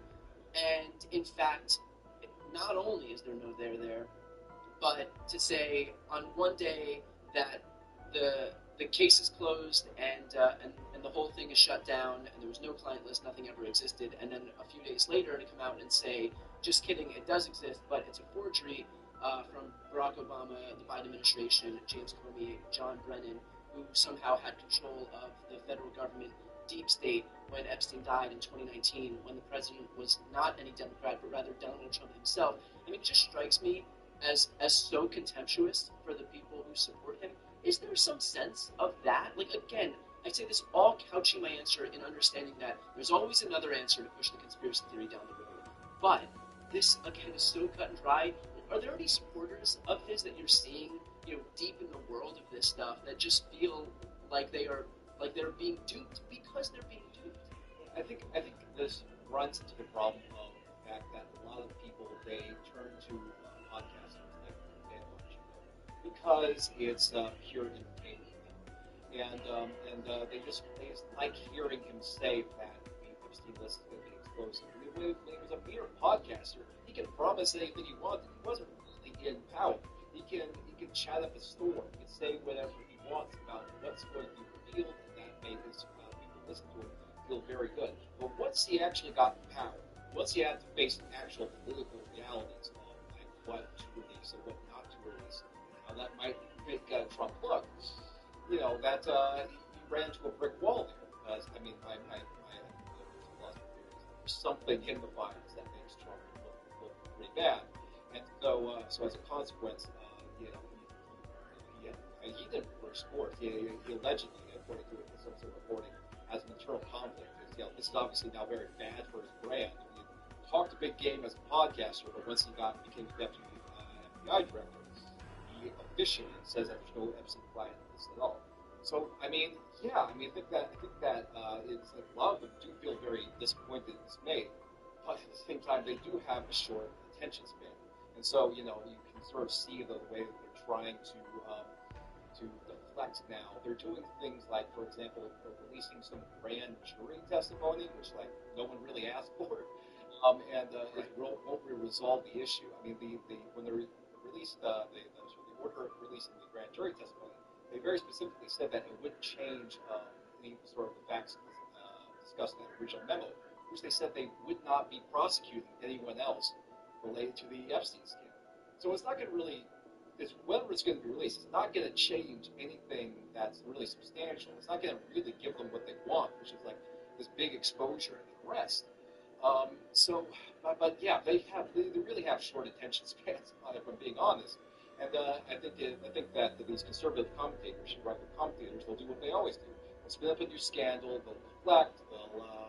They'll say that they'll do some negative polarization. They say like they're only saying these things to get Trump, and don't you hate the people who want to get Trump? Then they'll move on. That's my prediction. Well, I guess that boils down to what the question at the core of this is, which is, are they there to protect Donald Trump and Republicans, or are they there because why they say they're there, which is like exposing this deep state cabal of pedophiles, which, you know, the closest thing we have to that in real life is the Epstein situation. And so what's the goal at the end of the day? I know what it is for the Charlie Kirks of the world, right? It's just these are political operatives.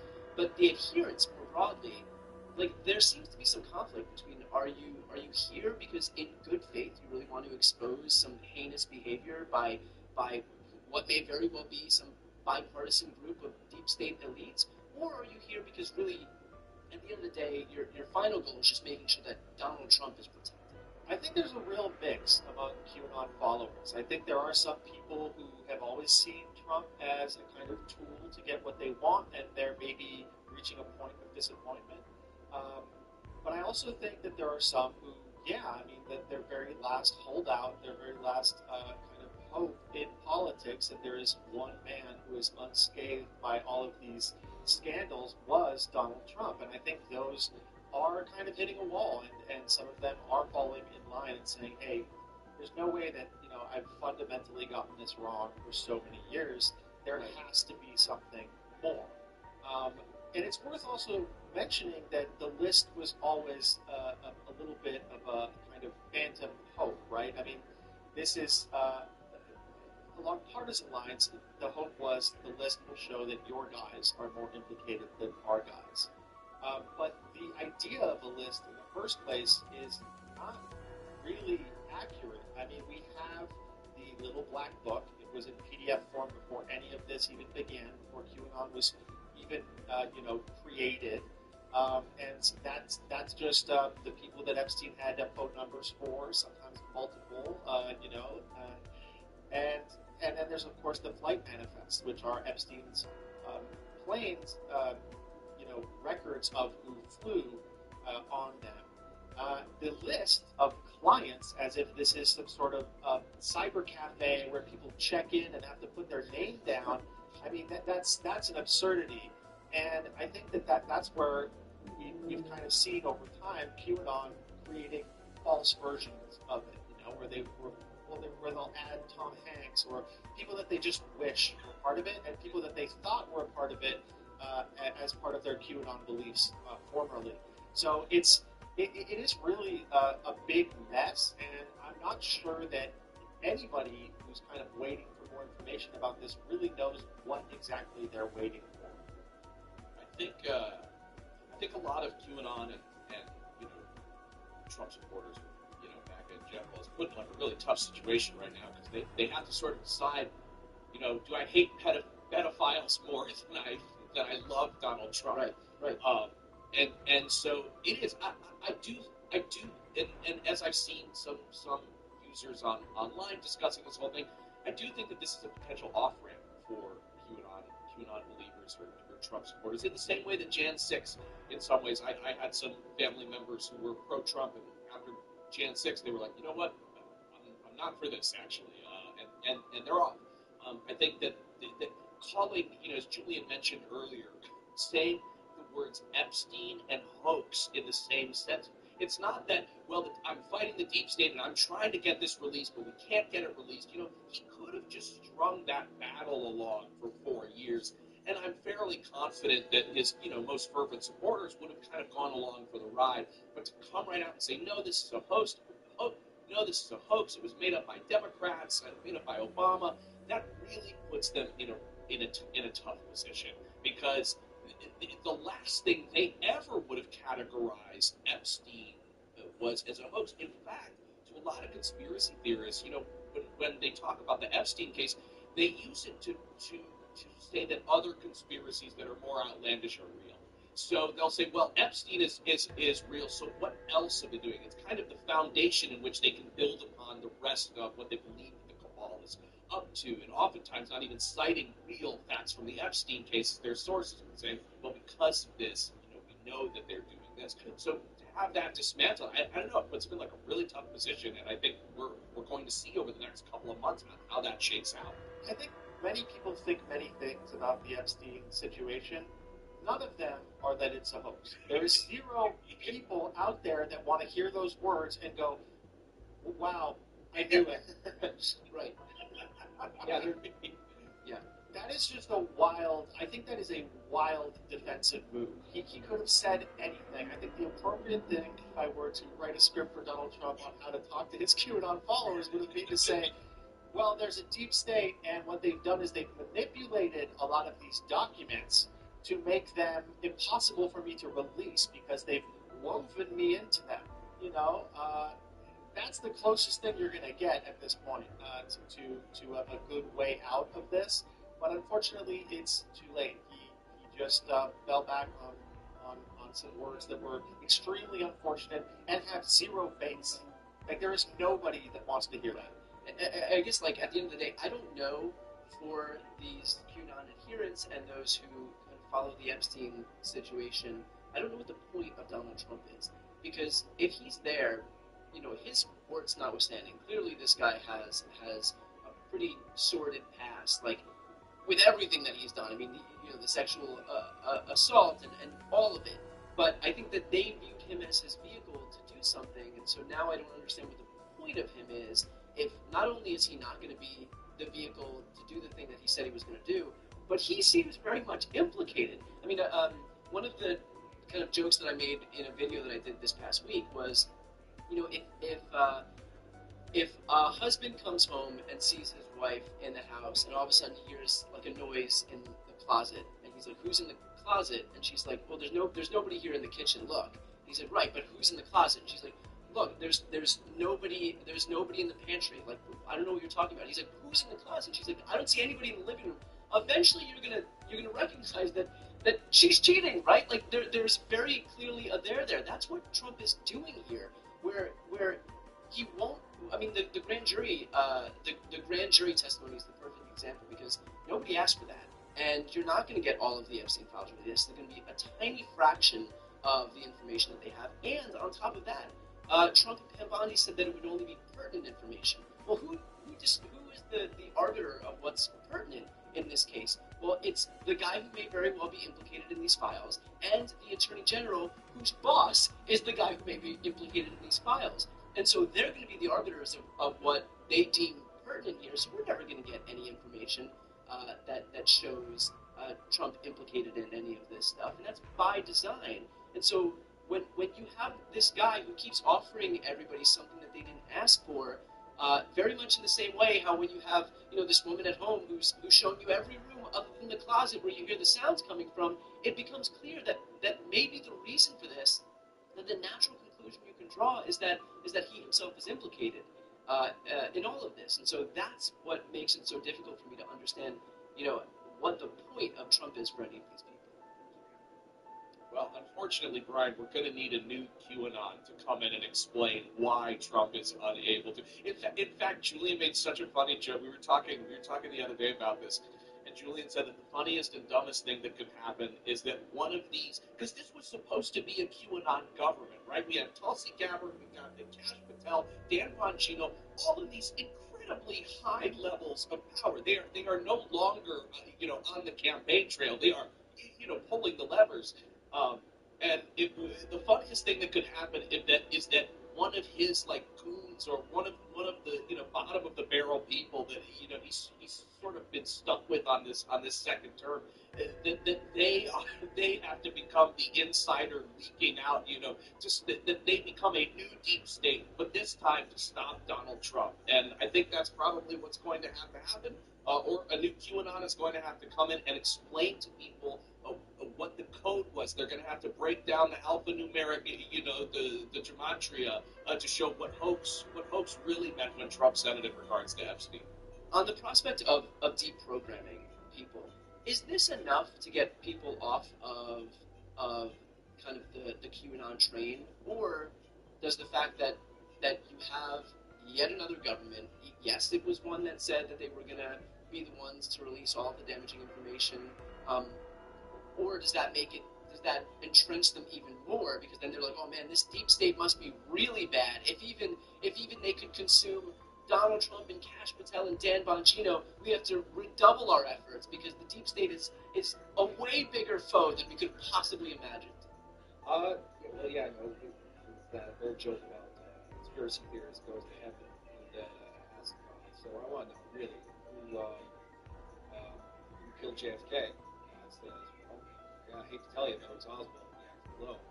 Conspiracy theorist says, boy, this goes up higher than I thought. I mean, you're really asking people who dedicate maybe 8 or 9 years of their life to this whole world to say, actually, I was totally off for a big chunk of my life. That's a big ask of anyone. It's not easy to do. It's extremely uncomfortable. It's not possible to reevaluate your belief system, to reorient your worldview. But it is very, very difficult. Yeah, I would say that there is one final out, which is that we now have AI. We are familiar with the term fake news. There's one final retreat, which is that nothing you see is real. Well, that's convenient, and I think right?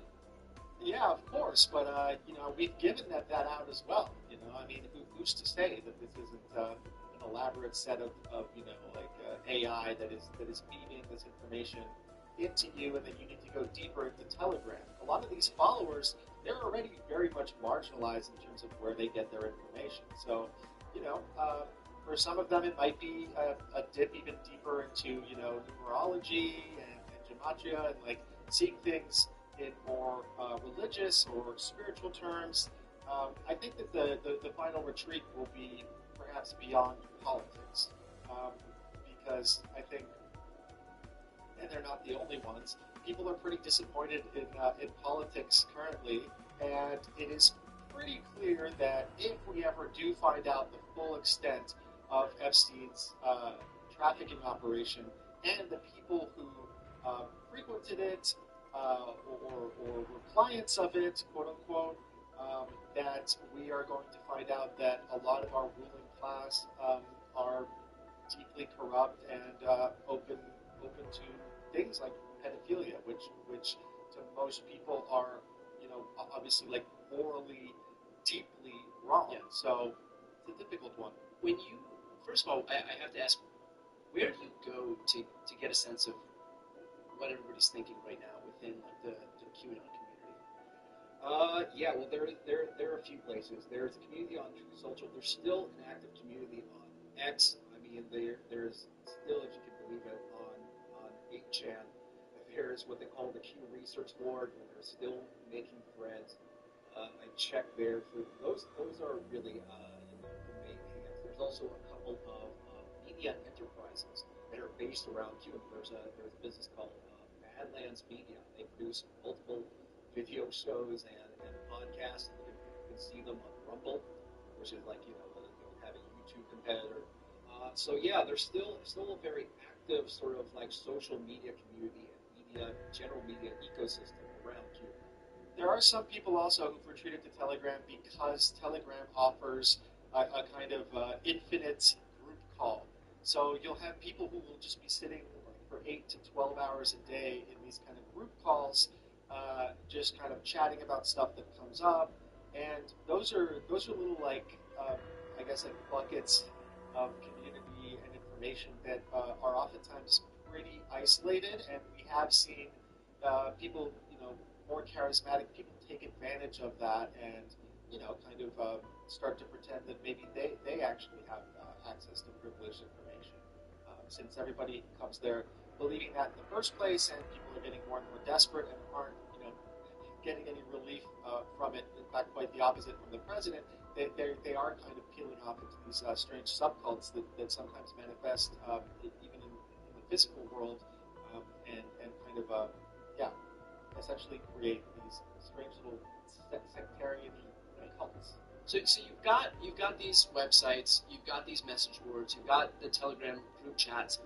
I know that this is very much a live ball, but what is the sense right now? Like, is there some general consensus on what happens next? Are people just kind of sitting and waiting for some shoe to drop in very much the way that mainstream audiences are just kind of sitting and watching for the next shoe to drop? Maybe that'll be some grand jury testimony, which of course is going to be bullshit, but it's going to be the next thing to happen.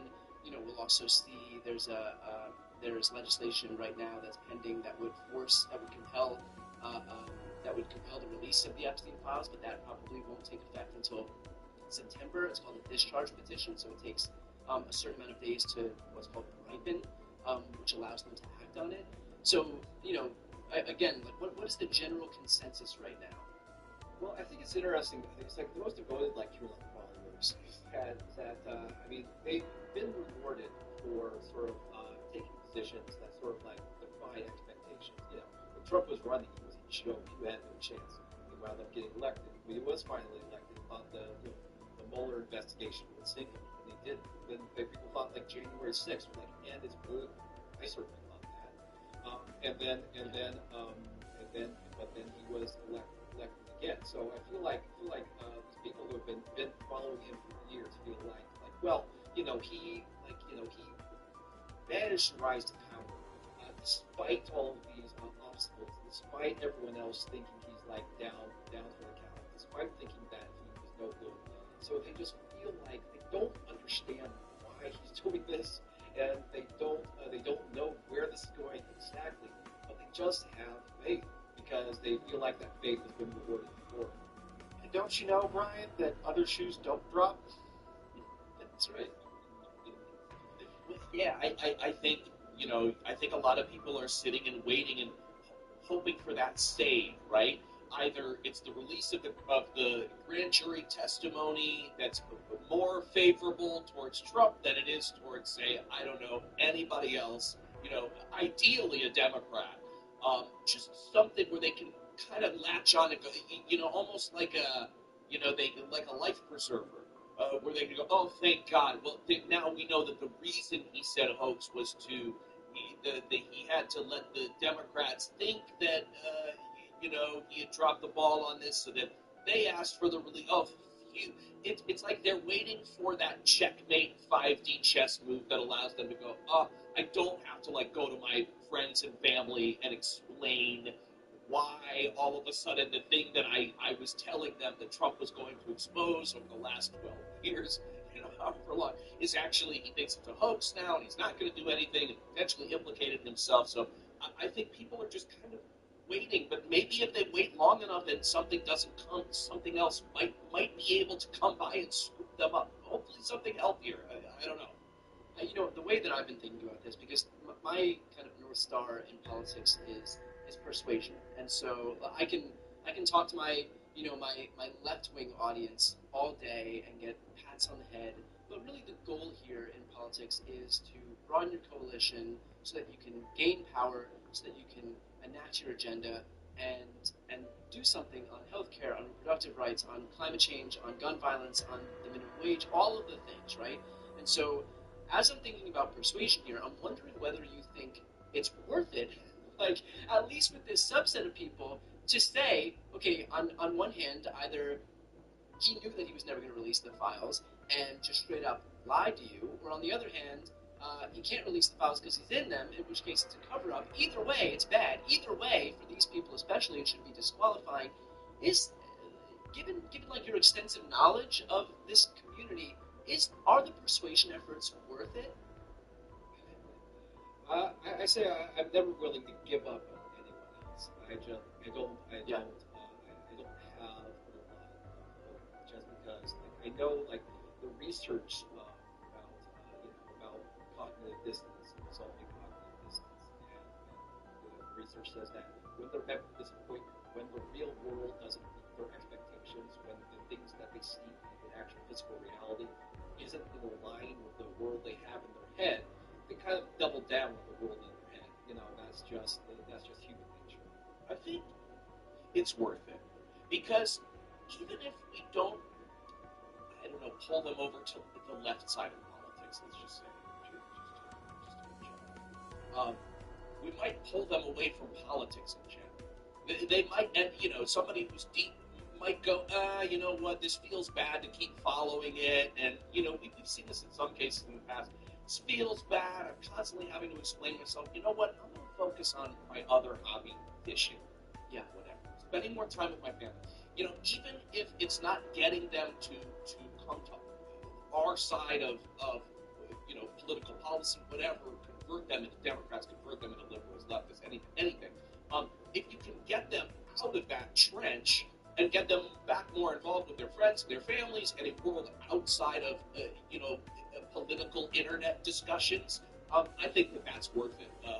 And I think one thing that we've seen over time is that the more time people stay away from internet and don't submerge themselves in these subcultures, that their family and friends can find a working, healthy relationship with them. So I do think it's worth it, even if it's not to convince them that your side has a better idea, just to pull them away from a lot of the negative side effects that come with idolizing somebody like Donald Trump. Yeah, I mean, look, when it comes to the toxic stew that is the internet, taken from 4 guys who marinate in this stew on a daily basis, I can assure you, the ironic thing about that is, just like from a psychological perspective, a few years ago when I first started this, it was really easy to compartmentalize, and I started doing political videos in the beginning of the Trump era in 2017, 2018, but I was writing, doing articles and written politics prior to that for a few years, and it was always I was always very capable of doing my work and then coming home, turning that part of my brain off. And granted, I was lucky enough to be able to do that because even in Trump's first term, he was doing things that had that had major consequences for real people. And so I recognized the privilege that I had to be able to be in a position where I could just turn it off. But even just from a psychological perspective, after having been in this for so long, it has gotten more and more difficult, to the point where, now, almost a decade later that I'm doing this, it's all but impossible to be able to just flip it off like a light switch.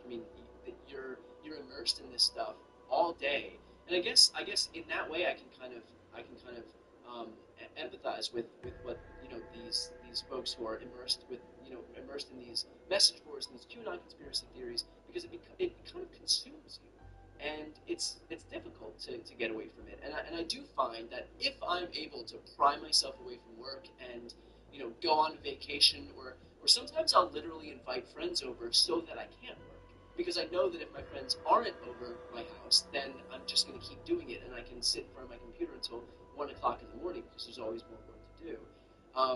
And so, I think that in that scenario, yeah, getting away, doing whatever you can to get away from this stuff, whether it's just regular politics or deep in the depths of these conspiracy theories, just having distance in and of itself kind of breaks the spell, the hold that the internet has over so many people. I would caution as well that thinking about all of this in terms of narratives and persuasion, I think misses the point that most people do still believe politicians can convince us of something, but not that they follow through. We have a real crisis in terms of being able to actually provide, to make any difference in what seems like a system on autopilot. And so, as long as the narratives don't actually match the material reality that people are dealing with on a daily basis, and we don't have a good narrative and or policies behind it, then we're really not going to be able to put this Humpty Dumpty back together again. We really have to find a way for our politicians to follow through in some tangible policy way. It does not feel good to vote for your guy, to make a big hubbub, and then to lose something as fundamental as the federal level of right to abortion. If we can't show people that it's worth tuning in to the mainstream narrative, and that the mainstream narrative sticks to an actual reality behind it, that we can accomplish something, that your vote, your belief even, is connected to the levers of power, then we have a problem. And I think that is really well exemplified in the Epstein case, because what we're all ignoring is the FBI went to his house on his island. They opened, by all accounts, a safe that had information in it that would probably be interesting to almost any human being of any political persuasion pretty much anywhere in the world. And yet, where is that information? So we can debate QAnon this, or did the Democrats do more, or did the Republicans do more to expose this? At the end of the day, the belief that we have something extremely rotten at the core of this system is going to continue if we have the Federal Bureau of Investigation and the very people that we allow to essentially spy on citizens, that we allow to kind of have access to our personal lives and have real power over us, that they can't figure out something internally to get past these blockages and bring us some semblance of truth. Right. It's been sacrifice after sacrifice. They chip away at our privacy, like what we're willing to allow them to do. They have full carte blanche of basically the complete power of the government. But you expect something in return for that. And I think the bare minimum that we expect is, to your exact point, like what was in the safe, for example. But when you get nothing in return for all of the sacrifices that we've made, I think that creates like a foundation where people then become so disillusioned in government. And granted, it's not just in conspiracy theories, right? It's when you have Democrats as well who come in office and say that they're going to do one thing: expand access to healthcare, protect abortion rights. And granted, there are specific reasons why they're not able to do that. But just in general, when you have from the Democrats' perspective, if you're not fighting as hard as you can to get the things done, because maybe you're more focused on protecting the institutions of government, protecting the filibuster, whatever it may be, that really lends itself to this idea that, okay, now people are going to lose faith in government because you did say one thing and you didn't go to the wall to get it done. And I know that, look, when Trump wants to get something done, he gets it done. It's to his credit, but also it strikes fear in the hearts of a lot of people, myself included, because he'll just ignore the separation of powers, he'll ignore court orders, he'll ignore all of this stuff. But I think what his followers like is that he just does it. He figures it the fuck out. And for Democrats, that would be completely unheard of, because, well, we have to respect the norms, we have to respect the institutions, we have to respect the filibuster, and so we couldn't possibly do this stuff. But I think it's going to be incumbent, at least, again, on the persuasion front, it's going to be incumbent on Democrats to not feel so, I guess, bound by our institutions and our norms, but rather to actually deliver for people, because they don't care about the norms, they don't care about the institutions. They just want to see healthcare. They want to see less expensive groceries. They just want to see prescription drugs that they can afford, whatever it may be.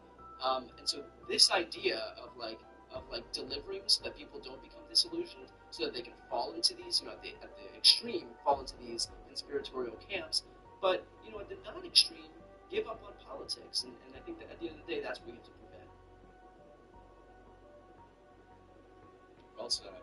So, with that said, I want to give you guys the opportunity now for folks who are watching and listening. How can they see and hear more from you, and what projects are you working on that might be interesting to folks?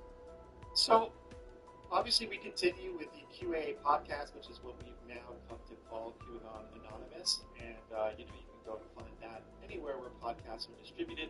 But the thing we're really excited about right now is that we've started a mini-series network, which will allow us to kind of pour deeper resources and more attention into these kind of limited series that are going to be entrusted to some of our internal talent and some pretty cool external talent.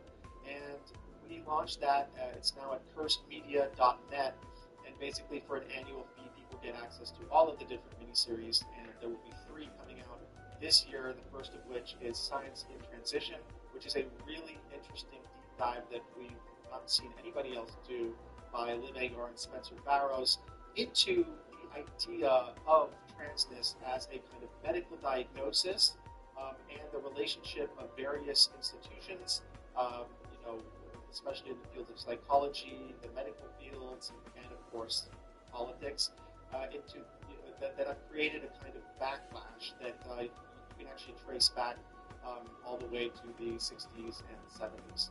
So yeah, that's all at KrTyUJgsw35UIKGxeyKu5IfD, so definitely check that out. We're very proud of it, and we think it's one of the few totally independent projects of this type that also will be tackling subjects that you don't see tackled anywhere else. Awesome. Well, I will put that link right here on the screen and also in the post description of this video. If you're listening on the podcast, I'm going to put it in the show notes. So with that said, Jake, Julian, and Travis, thank you guys so much for giving some insight into this very bizarre world, and let's not make it 3 years before we jump on again. Yeah, it's messed up when the QAA guys have to come. Yeah, that's right. That's right. Yeah, we always have to apologize. Yeah, we always have to apologize. If you're here, that it can't be a good thing. It can't be a good thing. But very grateful for your time, and talk to you guys soon. Thanks very much, Ryan. Ryan.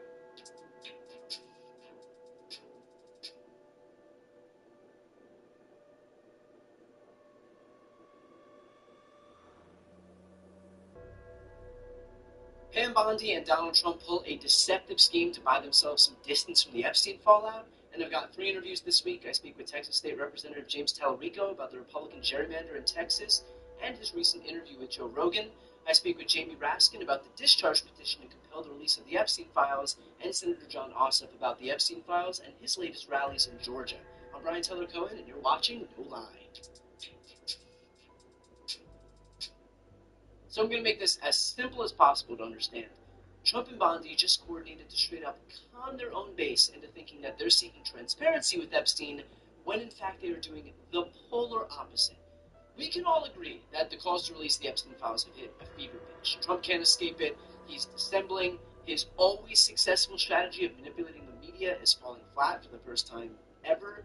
His excuses are all over the place. He's claimed that the files don't exist, then he's claimed that they do exist, but that they're fakes that were forged by Obama, and so clearly he needed something to take the heat off of himself. He needed to buy himself time. Enter Pam Bondi. Trump takes to Truth Social and says, based on the ridiculous amount of publicity given to Jeffrey Epstein, I have asked Attorney General Pam Bondi to produce any and all pertinent grand jury testimony subject to court approval. And Pam Bondi swooped in and replied, President Trump, we are ready to move the court tomorrow to unseal the grand jury transcripts, all very official. They are cosplaying as transparent, but the only thing that's actually transparent here is the obfuscation effort. Pam Bondi, as Attorney General, already has access to the Epstein files, the thousands and thousands and thousands of materials. They're already there. If she wants to release them, she could.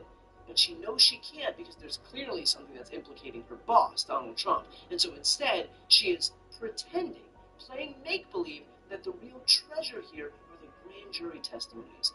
First of all, those are only a small fraction of what's contained within the files, maybe 5 to 10% or something around there.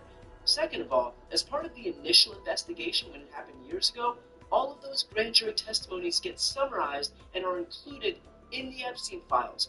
So she basically already knows what all of those testimonies say. And third, those testimonies are only related to the crimes of the 2 people who were convicted in those trials. That means Jeffrey Epstein and Ghislaine Maxwell. We don't need to know about their culpability. One of them is dead and the other is in prison. We need the other stuff implicating the other people, which of course the grand jury testimonies won't tell us, but that's the point.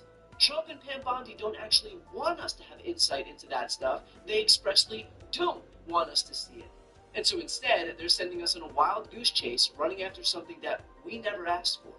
We don't want the grand jury testimonies that incriminate a dead guy and his incarcerated partner. We never asked for that.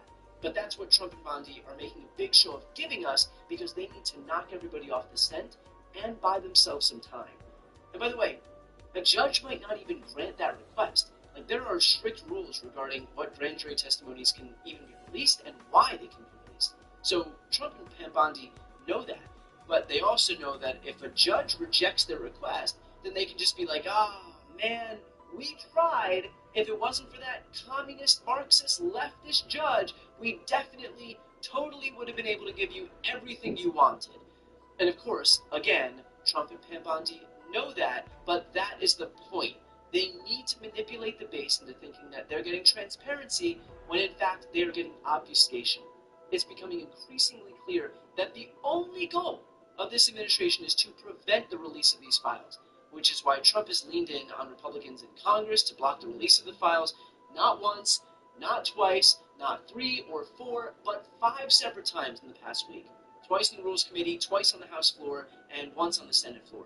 If Donald Trump truly wanted transparency, like he claims, he would release the files, but he doesn't, and so instead, Pam Bondi blocks the release, Congress blocks the release, and they make up excuses to frame their actions as doing something helpful, as opposed to the reality of the situation, which is that this is all just a sleight of hand. So look, my question for Trump supporters is this, and I ask this in 100% good faith. What's your goal here? Is it tribalism and protecting the leader of the Republican Party at all costs, which, by the way, is your prerogative if that's what you want to do? Or is it full transparency about what happened with Epstein and accountability for everybody involved in his crimes? Because you can have one or the other, but apparently not both. Because if that was a possibility, Trump would have released the files already. The fact that he won't really does tell you everything you need to know. Trump came into office with a mandate to expose the people who commit crimes with impunity. And not only is he failing to do that, he is entrenching the very system that he vowed to dismantle. This president sold his supporters a bill of goods, and he's trying to convince you not to believe your lying eyes. Next up are my interviews with James Tallarico, Jamie Raskin, and John Ossoff. But first, just a quick reminder that in one video per week, this one, I have sponsors. So here's a quick word from some sponsors, and then interviews with James Tallarico, Jamie Raskin, and John Ossoff. No Lie is brought to you by Uplift Desk. If you work in front of a desk like I do, I often find myself discouraged that I spent yet another day for a long period of time sitting in front of a desk. I seriously thought that this would be a lasting problem until I found Uplift Desk. Uplift Desk is at the forefront of ergonomic solutions, promoting better posture and health through adjustable standing style desks designed to help you live a healthier lifestyle. For example, my favorite is that there is a stand for my monitor so that I have all of the real estate of my desk. A desk really should fit the user, which is why Uplift Desk has a lot of customization options so you can build your perfect workspace. With more than 200,000 configurations, Uplift Desk allows you to tailor your workspace to perfectly suit your style and needs, empowering you to create an environment that inspires productivity and creativity. Their desk configurator lets you build out a complete workstation with storage, seating, wire management, and more. Make this year yours by going to upliftdesk.com/BTC and use our code BTC to get 4 free accessories, free same-day shipping, free returns, and an industry-leading 15-year warranty that covers your entire desk and an extra discount off of your entire order. That's upliftdesk.com/BTC for a special offer, and it's only available at our link. Stand, move, thrive with Uplift Desk. No Lie is brought to you by Strawberry.me. We spend, about a third of our waking hours working, and yet so many people feel stuck in jobs that they've outgrown or never really wanted in the first place. And look, I've heard it all. What if the next move is even worse? I've already put years into this place. I can't afford to take a wrong step. Who am I without this title? Isn't everybody kind of miserable at work? And look, those feelings are real, but they're also why so many people stay stuck. That's where today's sponsor, Strawberry.me, comes in. They connect you with a certified career coach who helps you go from where you are to where you actually want to be. Whether you're looking for a change, or feeling stuck, or facing a big decision, or just seeking professional growth. It's like therapy for your career. A coach helps you cut through the noise, define your next move, and turn vague goals into a real-world plan with the kind of accountability that keeps you moving forward. Plus, their coaches are thoroughly vetted and assessed for their qualifications and expertise, and come from a wide range of backgrounds, experiences, and specializations. So don't leave your career to chance. Take action, own your future with a coach in your corner. Go to strawberry.me/BTC to claim your $50 credit and get started. That's strawberry.me/BTC. Stop settling, start building the career you actually want. I'm joined now by Texas State Representative James Tallarico. Thanks so much for taking the time. Thanks for having me. So we know that there is this special legislative session that was called by Greg Abbott in Texas to basically to gerrymander the state's maps even further. Gavin Newsom out here where I am in California has responded and basically said, if Texas goes ahead with this, then we're going to seek to retaliate here in our state. And so now this is going to basically spark off a new cycle where you know the maps are going to be gerrymandered even further in multiple states across the country. First and foremost, can I have your reaction to the fact that this might happen now in California to counteract what Greg Abbott is doing in Texas, and to ask if that's having any impact on what the Texas Republicans are thinking? Well, I'm here at the state capitol this weekend preparing for this special session that starts on Monday. And we should be coming together at the state capitol to talk about flood relief for the victims in the Hill Country and across central Texas. We should be talking about how to prevent catastrophes like that from ever happening again. But instead of focusing on the real problems, Greg Abbott is doing Trump's bidding by redrawing the Texas political maps and taking our districts into crazy shapes to guarantee the outcome they want. I mean, the president is attempting to rig the next election. And so I'm thankful that Texas Democrats, my colleagues here in the state legislature, are having conversations about how we can stop this, how we can stand up to Greg Abbott and Donald Trump. But I'm also thankful that folks in other states are also having these conversations. I mean, we as Democrats can't allow this type of power grab to go forward. We have to stand up. We have to match energy. And so I'm thankful that folks in California are promising to retaliate if Greg Abbott and Donald Trump decide to move forward with this.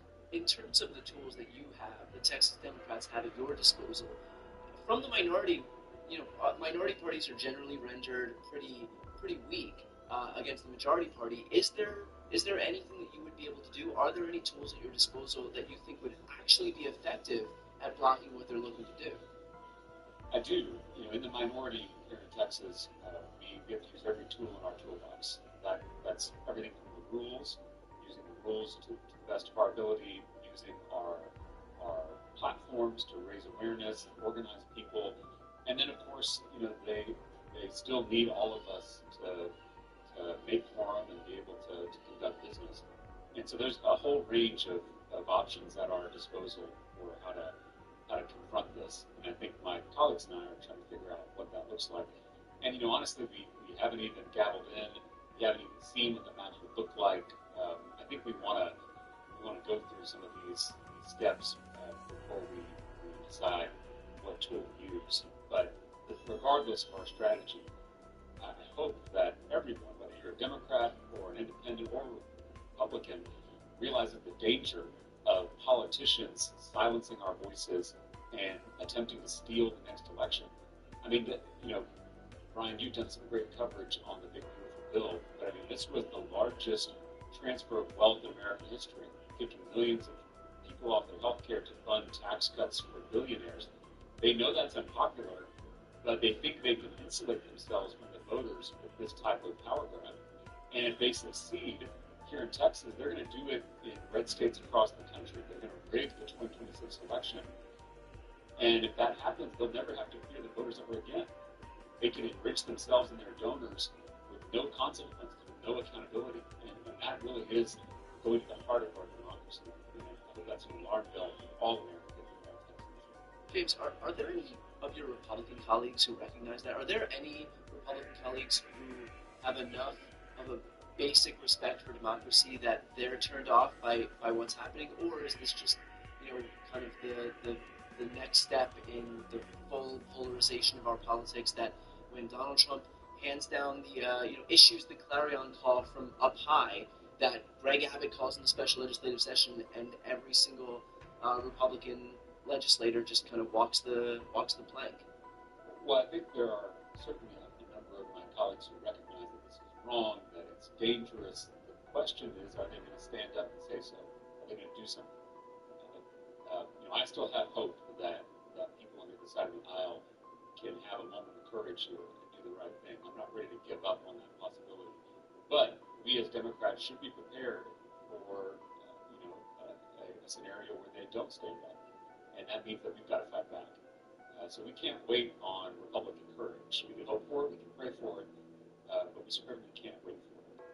And so I'm hopeful that Democrats, both here in Texas and honestly across the country, are going to react to this and meet the moment and stand up to this power grab. Correct me if I'm wrong, but didn't the Speaker of the Texas State House get elected with the help of Democrats? Is that correct? That's correct. So isn't there some leverage that Democrats have here in terms of helping this Republican stay atop his position? Is there some basic agreement or understanding that was struck between the Democrats and the Speaker to be able, to determine the extent of the abuse or the limits to the abuses of his power that he'll usher in? Well, I think that all needs to be seen, and unfortunately, I don't think a lot of us saw this coming. I think we should have, but I honestly didn't anticipate a mid-decade gerrymandering attempt. Yeah, I didn't have that on my bingo card, unfortunately. But as you mentioned, here in the Texas House, we still have some shreds of bipartisanship, and Democrats are a very large minority. A lot of people have this conception of Texas as this deep red state, when actually it's a lot more purple than it is red. And Democrats control about 42% of the seats in the Texas House of Representatives. So we're a substantial minority, and with those numbers, you can cause a lot of chaos. And I would prefer not to do that. I would hope that our Republican colleagues, and hope the Speaker would work with us to prevent this power grab from moving forward.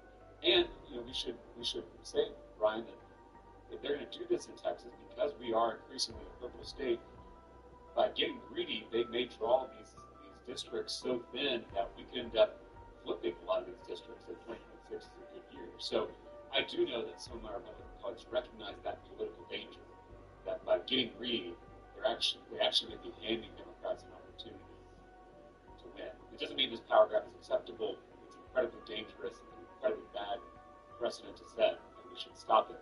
But there may be some unintended consequences. Yeah, I mean, look, it's not just the unintended consequences within Texas, but we spoke about California looking to gerrymander this state that I'm in right now. There are other states that Democrats have that could potentially be weapons on the left. We have New York, we have New Jersey, and so the greed of Donald Trump and Greg Abbott in this scenario may very well usher in a situation where not only would those maps, those lines be drawn so thin that Democrats themselves would flip them in a good year, which 2026, at least the polling would suggest, may very well turn out to be, but it could end up leading to a situation where maps in California, in New York, in New Jersey, and other states across the country also go much more blue by virtue of these gerrymanders that were done in a retaliatory fashion. And I just want us to pause and recognize that this is not how the system should work. Right?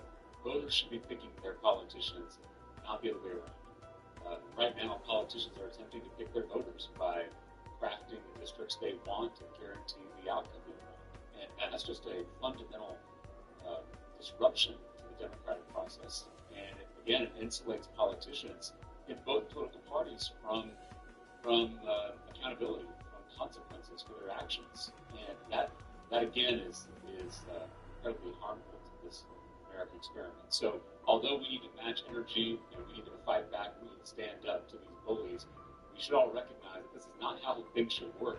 This broken redistricting system is the rot at the core of our broken political system. And it's why I filed a bill in the last two legislative sessions to create an independent, citizen-led redistricting commission in Texas so that we can take the power to draw political districts out of the hands of politicians and put it into the hands of the Texans we seek to represent. So that should be the ultimate goal. We can't unilaterally disarm, unfortunately, but that should be what we're working toward in the long term. and actually the unilateral disarmament part is kind of what I want to dig into for just a moment.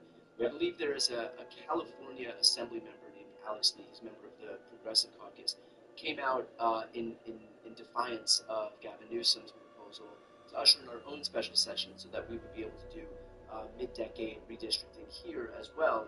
And he was against it and basically suggested that if we do this, this will just descend politics into a worse state than we were in before.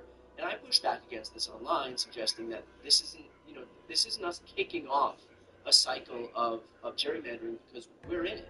The Republicans have gerrymandered Ohio and North Carolina and West Virginia and Utah and Florida and looking to do the same thing in Texas right now. They've done it in Wisconsin. So there are so many states across the country where this has happened, and yet I feel like there's this mentality among Democrats that like we have to, so long as we sit atop our moral mountain, even if we're thrusting ourselves into political obscurity, that somehow derives some benefit for us, that we're gonna, I don't know, maybe confer that if we act in a certain way, that it will be reciprocated by a Republican Party that has thus far shown no desire to reciprocate, that if we confer goodwill onto them, that they'll reciprocate that goodwill even though they've not done it. So I'm just curious for your reaction because, look, you're a progressive Democrat as well, and I get the moral stance that somebody could take against this issue, but practically speaking, I'm just curious how you would respond to legislators here in my state who would be against this. Well, this is a balance we have to strike.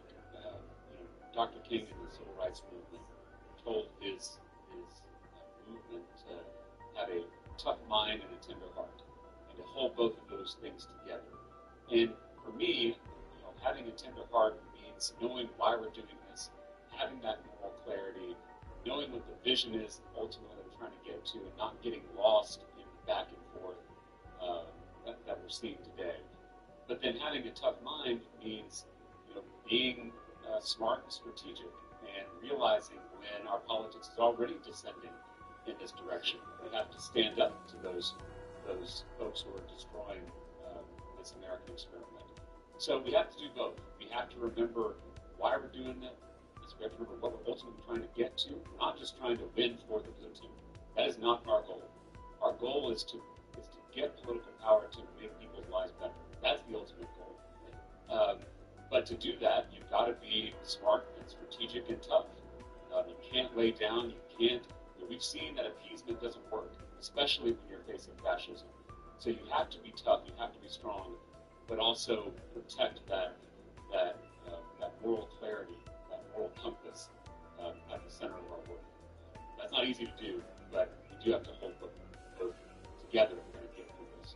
Literally could not have said that is exactly right. And I think that has been a problem for Democrats for so long that once we get into power, it feels like we lose our way and begin defending the processes of government as opposed to remembering why we're there. It is not to defend the filibuster. It's not to defend the status quo. It's not to defend the maps or to defend a system with least change. It's to help people have health care and for women to have reproductive rights and for us to combat climate change and make sure that kids aren't getting gunned down in schools. And so often, far from protecting the institutions of government, those are the impediments. So break those down if it means that you can get closer to what you want to do. But, look, people get into government and you think that, I'm here to defend good government. And look, my whole thing in the lead up to the 2024 election, perhaps naively, and certainly not strategically in retrospect, was to appeal to people's sense of wanting to protect democracy. But really, it's not just this nebulous idea of democracy or our institutions that are moving people. It's the things. It's going after, again, healthcare and reproductive rights and climate change and unions and jobs and the pay that they take home at the end of the day and making sure prescription drugs are affordable. All the things that you actually run for, the things that impact real people.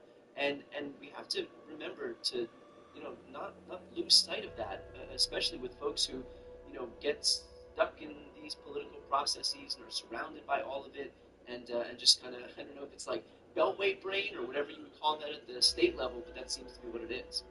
Yeah, too many Democrats are defending the status quo. And I understand the desire, especially in this Trump era, to protect our institutions and our norms. I get all that. But the reason that I'm a progressive, the reason I'm a Democrat, is because I want to change things. These systems, these institutions don't work for a lot of people. And if we're not out there articulating a vision of how they should be different, how they should be better, then we end up just defending the status quo. And I'm not interested in doing that. The status quo doesn't work.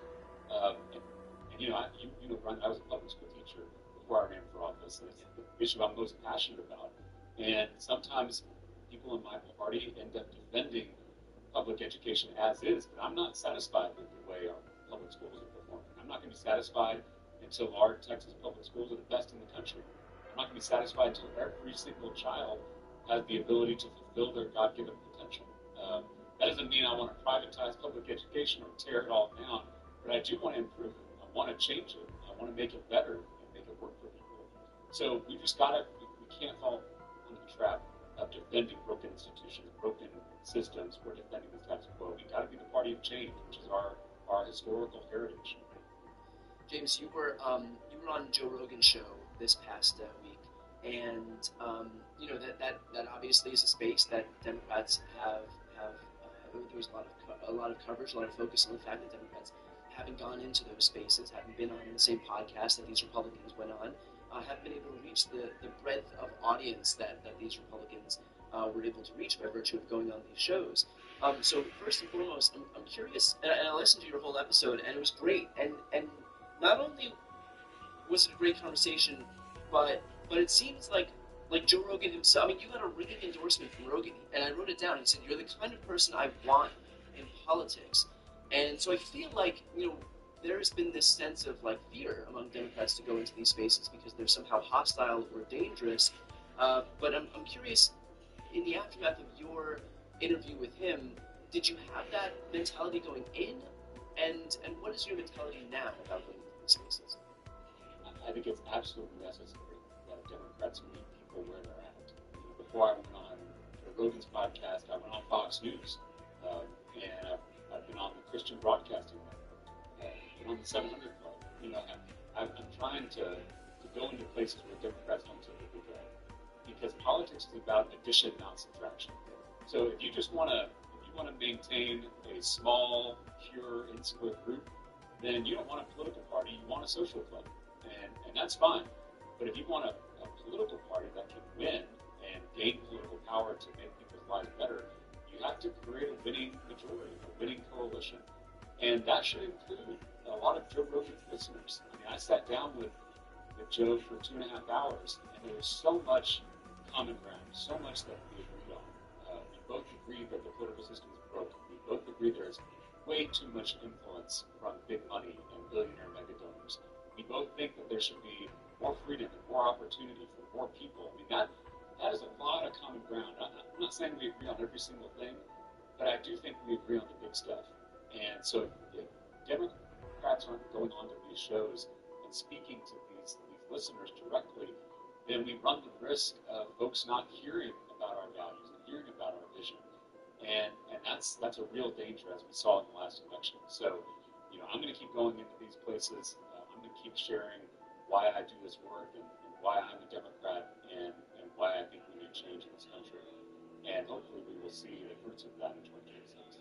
Did you hear from anybody in the aftermath of your appearance that maybe somebody who was in the center or on the right, or just somebody who didn't vote for you, somebody who doesn't vote for Democrats, who is more willing to be open to Democrats, or who just straight up said, this has changed my perspective on politics altogether? I can't tell you, Brian, just in the last, this episode came out not even 24 hours ago, and I've already been inundated both on social media, but also here in our Capitol office with calls and emails and messages from Republicans and independents who listened to the episode and said that they found a lot that they could agree with, and we're very thankful that they heard from this different perspective. And it's a little strange to have, folks on Twitter with MAGA stuff in their profile picture saying nice things about you, but I do just fundamentally believe that our politics is it's not really left versus right, but top versus bottom. I just think that we are all getting played here by these billionaires and special interests that are dividing us on purpose. I mean, the culture wars in a lot of ways, are a smokescreen. These divisions are manufactured. They divide us by race, by culture, by gender, by religion, to keep us from seeing all that we have in common, to keep us from realizing that there is far more that unites us than divides us. Because once we do realize that, then we're going to come together across party lines, across racial lines, across cultural lines, to take power back from the billionaires who are pitting us against each other. And that's the real threat to the people in power. The one small irony, and I know that you just push back against the culture wars, and you're right to do that. The irony of the Epstein stuff is that a lot of Trump's base decided to vote him in, his own words notwithstanding, because they believe that he would be the person to expose the systemic corruption that would allow somebody like Jeffrey Epstein and all of his clients, who are thus far unnamed, to get away with heinous crimes. And yes, it's his heinous crimes, but also it's what he represented. It's an entire echelon of people who are unaccountable, who are bound by a different system of justice, a different tier of justice, and so they wanted him to come in because they thought he would be the person to expose that systemic corruption, to break it down.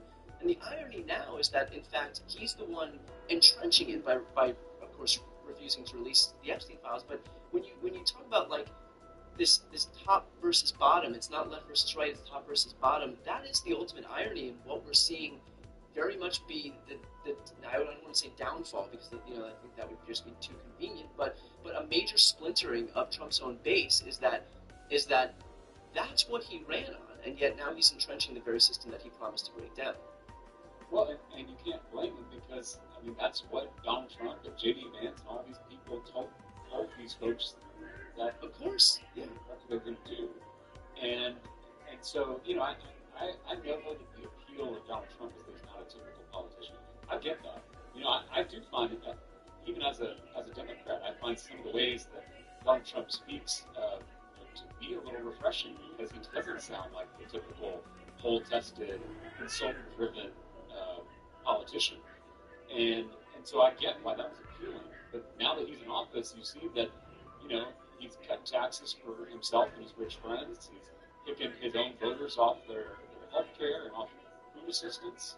And he's not even releasing the Epstein files that could shed some light on this issue. And so I think that ultimately actions speak louder than words.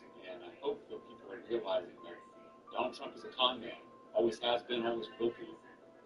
He says the right things, he pushes the right buttons, but ultimately when it comes down to it, he's going to protect himself and his powerful friends. And I hope that's a realization for folks. But we as Democrats have to provide an alternative. And what we're providing right now, what we're offering to voters, is not going to cut it.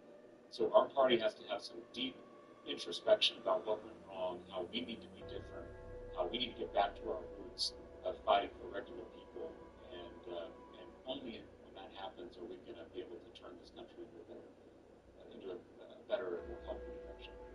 Perfectly put. As always, James, I'm grateful for the work you're doing, reaching other audiences, getting out of the usual liberal bubble in our bifurcated media ecosystem. So grateful for the work you're doing to reach other people right now, and as always, for your voice. James Talarico, appreciate it. I'm joined now by Congressman Jamie Raskin. Thanks for joining me. I'm psyched to be with you, Brian. So we have just found out that Donald Trump and Pam Bondi are asking a judge to release the grand jury testimony. This is not the Epstein files. This is something completely different, really, that no one is asking for. You have thousands upon thousands upon thousands of files. They opted not to have those, even though they're already in their possession, and are instead saying, we're going to go through this lengthy process that may or may not work out, where we're going to get some testimony that we can then choose what to release from within that testimony if a judge even opts to grant it. So for those Trump supporters, and honestly, left, right, and center, people who want this information, are they being conned by virtue of what Trump and Bondi are offering them right now? Well, no, because I don't think anybody's buying it. I think you just did a great job debunking it. The only thing I would add is that the grand jury files relate only to the prosecution of Epstein himself for what he did, and of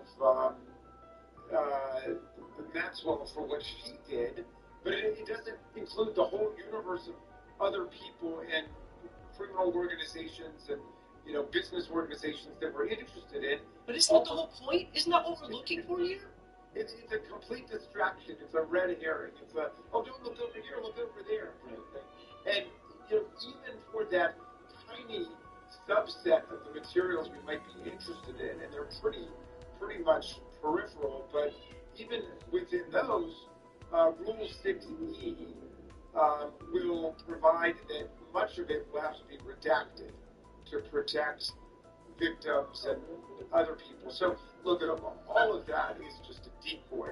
They've got the materials within their possession, and they can release everything, just redacting the information that would be identifying information for the victims, which is the only thing that should be redacted, and that's what the Democrats have been asking for. All we're saying to Donald Trump is be true to what you've been asking for years. Release the information in the possession of the government. And so can you talk about what efforts, knowing full well that all he wants to put forward is this decoy, what can Democrats do, what are Democrats doing right now to compel this information? And I ask this because we've seen multiple efforts where Democrats have sought votes in the House, both in the Rules Committee, on the House floor, even the Senate floor, to compel the release of these files. And 2 times in the Rules Committee, Republicans voted it down. 2 times in the House, Republicans voted it down. 1 time in the Senate, at the hands of Ruben Gallego, Republicans voted it down. And so what are our options here moving forward? Well, we've also, in the Judiciary Committee, the Democrats have demanded a full bipartisan hearing where we subpoena all of this information, and we subpoena witness testimony from Attorney General Bondi, from FBI Director Kash Patel, from the Deputy Director Dan Bongino, so they come forward and everybody tells us everything they know about this whole nightmarish scenario. So that's one thing. We can continue to press that. Now, Chairman Jordan's answer was, well, yes, we're going to have her in to talk about everything, right, implying, therefore, we can ask about those questions. All right, he said before the end of the year, and then when we were saying this is ridiculous, we're not waiting until December, people started saying September we could do. So who knows? We'll keep pressing on that. But here's the other thing. I got to salute my counterpart over in the Senate, who's the ranking Democrat on the Senate Judiciary Committee, Senator Durbin, who has discovered, apparently from a whistleblower, I'm not quite sure how, but that, you remember, they had actually conscripted 1,000 FBI agents to be working around the clock, 24 hours, going through more than 100,000 of these Epstein documents in the files, and apparently told them to flag any mentions or appearances or pictures of Donald Trump. Anything that appears there of Donald Trump, they're supposed to flag it. Well, what were they supposed to do after they flagged it? And we also heard separately, this was a couple weeks ago, that the FBI Director Kash Patel was using lie detector tests against the FBI agents. And I wonder whether these two things are related to each other. In other words, somebody finds something related to Donald Trump, they turn it over. Are they then asked, are you loyal to Donald Trump? Will you do what we ask you to do? Are you going to turn this over to anybody else? And this might be one of the most massive cover-ups in the history of the United States unfolding before our very eyes. Because Donald Trump is obviously freaked out about some stuff that's in there. Right. And then the idea that you create this army within the FBI to scrape through everything just looking for mentions of Donald Trump is quite unusual and fascinating. Yeah, I mean, what does it say? Look, I'm no political genius here, but what does it say when you have to conscript 1,000 people to scrub through these documents, all who answer to Donald Trump, to search for Donald Trump's name within these documents? It probably doesn't send the message that you think it's sending. It's worth asking too here. A lot of the pushback to all of this stuff is, and Trump has said this too in so many ways. Granted, he's kind of muddled his own message because he's also claiming that all of this is a hoax written by Biden, Comey, and Brennan, and Obama. So kind of his message is whatever Aaron Synapse fires in his brain at any given moment in time. But if there was a mention of Donald Trump in these files, why the Biden administration wouldn't have released it previously. So I'm curious what your response is on that, because it's a talking point that it's a pretty unconvincing talking point because Trump is the president right now. He ran on this, but I'm still curious what your thought is on this. In other words, okay, well, let's start with this. Up until Donald Trump, everybody tried to respect the independence and the integrity of the Department of Justice. Up until Donald Trump, nobody was telling the Department of Justice what to do. And the Department of Justice under Biden brought the prosecution against Maxwell. So obviously Biden wasn't trying to suppress anything. The GOP stories today make no sense. They're totally conflicting. They're saying on the one hand, Biden and Obama made all of this stuff up about Donald Trump, but then they never released it. Why did they make it up if they never released it, right? And then they say to us after Donald Trump campaigns on this that there's all this stuff in there that he knows about, and he should know, considering he was Epstein's best friend for more than a decade, that it all should be released. After they're campaigning on it, we say, fine, let's go ahead and release it. You seem to know there's all this stuff in there, and then all they say, no, why didn't you release it? I mean, it makes no sense what they're saying. They're just pointing fingers in 100 different directions. The bottom line is, here's what we do know. Epstein was a convicted sex offender. There was a 60-count federal indictment waiting for him. And then Donald Trump's later Labor Secretary, Alex Acosta, who was then the U.S. Attorney for the Southern District of Florida, reduced that 60-count federal indictment on conspiracy, sex trafficking, prostitution, pimping, all of this stuff, reduced it to one state count of solicitation. That was the sweetest sweetheart deal, perhaps, in the history of federal criminal prosecution. He gets this tiny, gentle, I don't even want to say slap on the wrist, a massage on the wrist where he spends half of the day free, half of the day spending the night in a slumber party at the jailhouse, okay? And then he also gets a get-out-of-jail-free card for 4 of his unnamed associates who were named and theoretically would have been either indicted or unindicted co-conspirators. Somebody put the fix in for the guy. We want to get to the bottom of that. Then later, a federal prosecution starts over again. That's when he's in jail, and that's when he takes his own life. And at that point, a lot of people were asking questions about whether this was truly suicide or not, including Donald Trump. Then it's Attorney General William Barr, Trump's Attorney General, who goes over and says this is a perfect storm of mistakes and mishaps, but he declares that it was a suicide, even though there was, the momentary lapse in the video, which turns out not to have been 1 minute, but I think 3.5 minutes. It's since been discovered there were 2 people who were assigned to watch his cell who disappeared. So who knows? I mean, at this point, we're in like the fog of their conspiracy theory and a very strange sequence of events indeed. So Maxwell gets prosecuted, she's sentenced to 20 years, and then the third co-conspirator in that particular case also takes his own life. This is the French guy who takes his life. All right, then Trump runs around the country saying, we've got to release the complete Epstein file. J.D. Vance says that. Pam Bondi says that. Kash Patel says that. In fact, it's curious that all of the people who were talking about it suddenly get put into key positions in the Department of Justice and the administration, and now they do perform a complete U-turn, and they want to sweep the entire thing under the rug. Right. Just as a quick aside, what is the point of the sweetest of sweetheart deals for Jeffrey Epstein when normally these deals are given so that prosecutors can work their way up the ladder so that they can get as close to the big fish as they can? Epstein was the big fish in this scenario, and so what do you get isn't the whole point to try to get people like him? And so what benefit do you derive as a prosecutor from Alex Acosta's perspective by giving him such a good deal when he's the person that all the ire should be aimed at?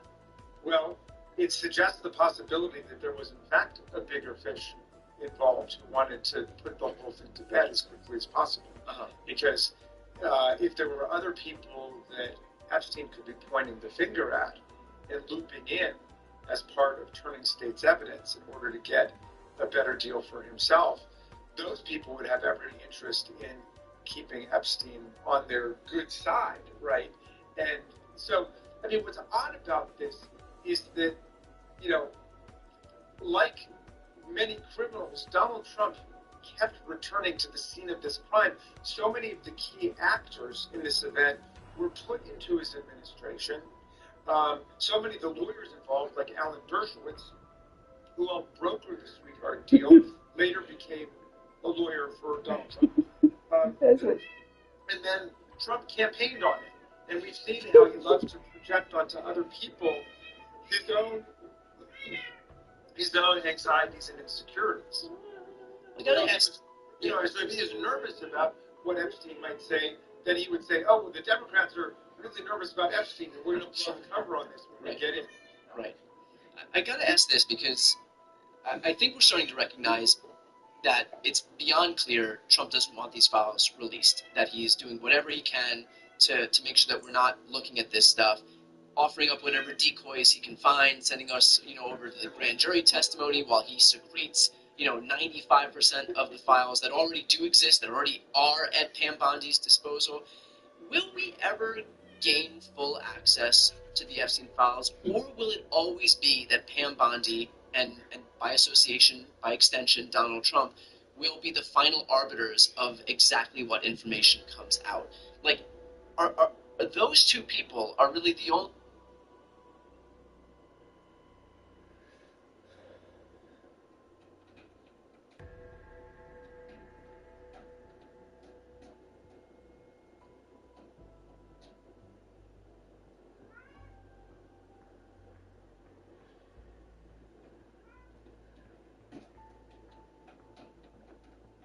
Yeah, oh, here we go.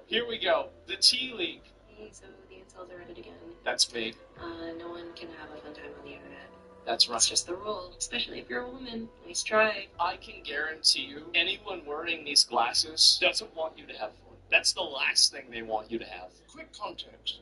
The T app was a platform designed to catalogue and expose men with whom female users had interacted, often including full names, photographs, and personal information. But here's the catch.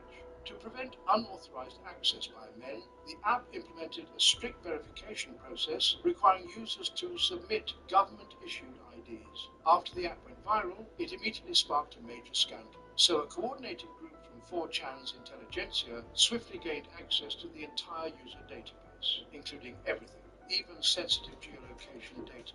One user was even part of the US Department of Defense. In the aftermath, a game was created featuring public rankings designed to knock the former wannabe doxers. So you're trying to stay safe there? Oh, yeah. Not on their watch. I do, of course, also think that there is quite a bit of responsibility on the app.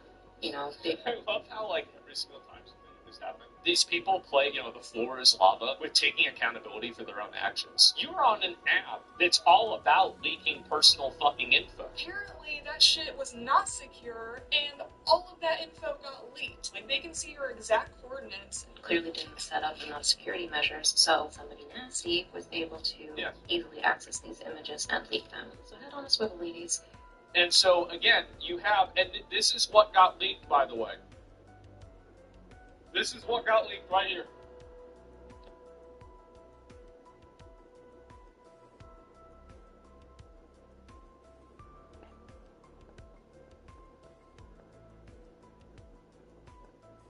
So something really crazy has happened, and I've literally only just learned about it the last day or two. But man, this is pretty funny. But it's also one of those sort of you get what you can deserve stories. Because if there's one that... So that there is a certain kind of woman who thrives in the longhouse. They thrive using social power to destroy men. And they think that this is a form of self-defense. So they lie to themselves and say it's a form of self-defense. And so this is how the longhouse ends up getting created. The women who will use gossip for control will, if they can, band together and take over a social domain. And this is what the tier, I guess, is, but I mean, who's using that? You'll understand why I say that in a minute. So, parents on my shoulder, and there are feathers floating around. I figured out why the parrot doesn't want to sell my shoulder. The parrot wasn't angry with me. The parrot was angry with my air conditioning. If I turn that off, the quicker we get the artifact to Sam, the sooner we see Maxis again. See, however, but anyway, let's crack on. So this TIA, you can only get it until 1, and they filter out applicants helpfully. No idea what that sounds good or not, but look how they advertise it. Use T to find verified green flag men, run background checks, identify potential catfish, verify he's not a sex offender, check the criminal history.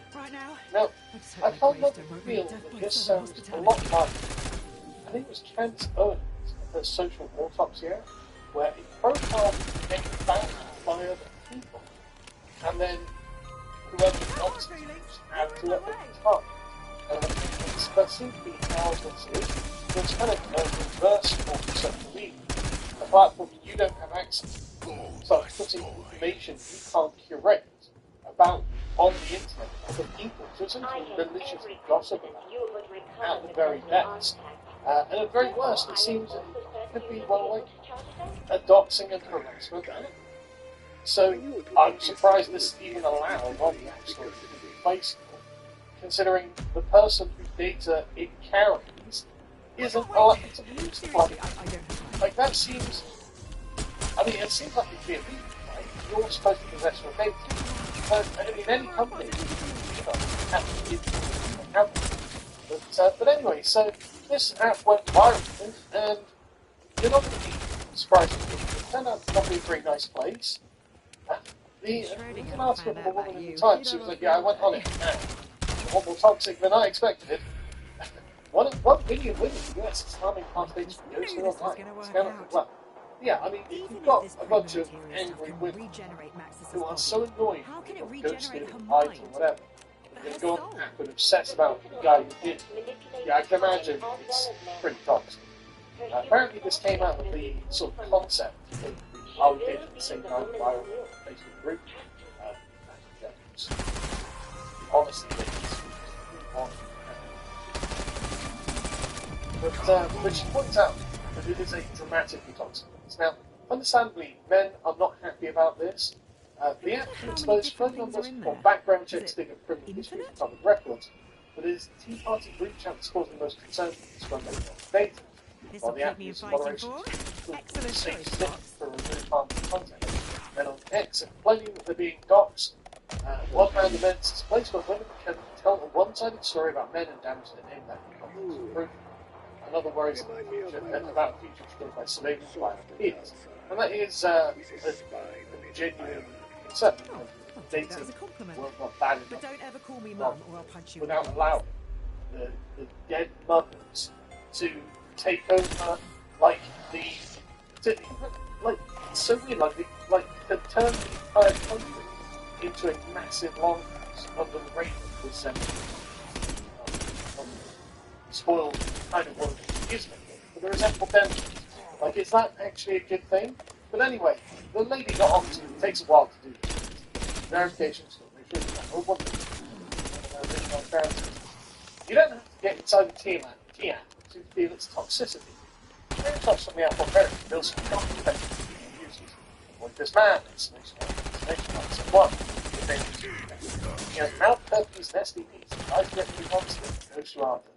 Right. So what this is the top 20% of men and the mid-range, sort of 50% of women, salty probably not even 50%. Probably there's sort of like 4 to 6s who can manage to, when one of these guys is like, yeah, okay, I just want to shag, has sex with them, lies to them, and then goes to them afterwards. This is where these wounded, delusional den lovers go to bitch and moan and try and ruin his life. Right? That's what this is. Another man is described as a abusive, pathological liar, maniac and victim mentality, loves drama. Hey, you picked him. You were like, oh, he's good looking on the date. Yeah, he said yes, he ghosted you, and caused a bit of trouble in your life, and you can see that these women were punching above their weight, because it's not that hard for an average woman to get a guy into bed. The question is, are you keeping him? And I think what T shows us is that they're not. Anyway, it says, this tea is bitter indeed. Yeah, it does seem to be very bitter. And this is crazy. It seems to be turning into like a gang stalking app for jilted women, frankly. Women post pictures of their partners while they're sleeping around to find fun. When you recognise them, users are even able to set alerts for a particular man's name. Oh yeah, I'm sure that's going to go for. I'm sure that's not going to be a problem. I'm sure there's not going to be some sort of psychopathic stalkers. Like, there was a thing the other day of a woman who texted some man, 1,000 times every day or whatever, and he had to take out a court injunction against her. So, good God, man.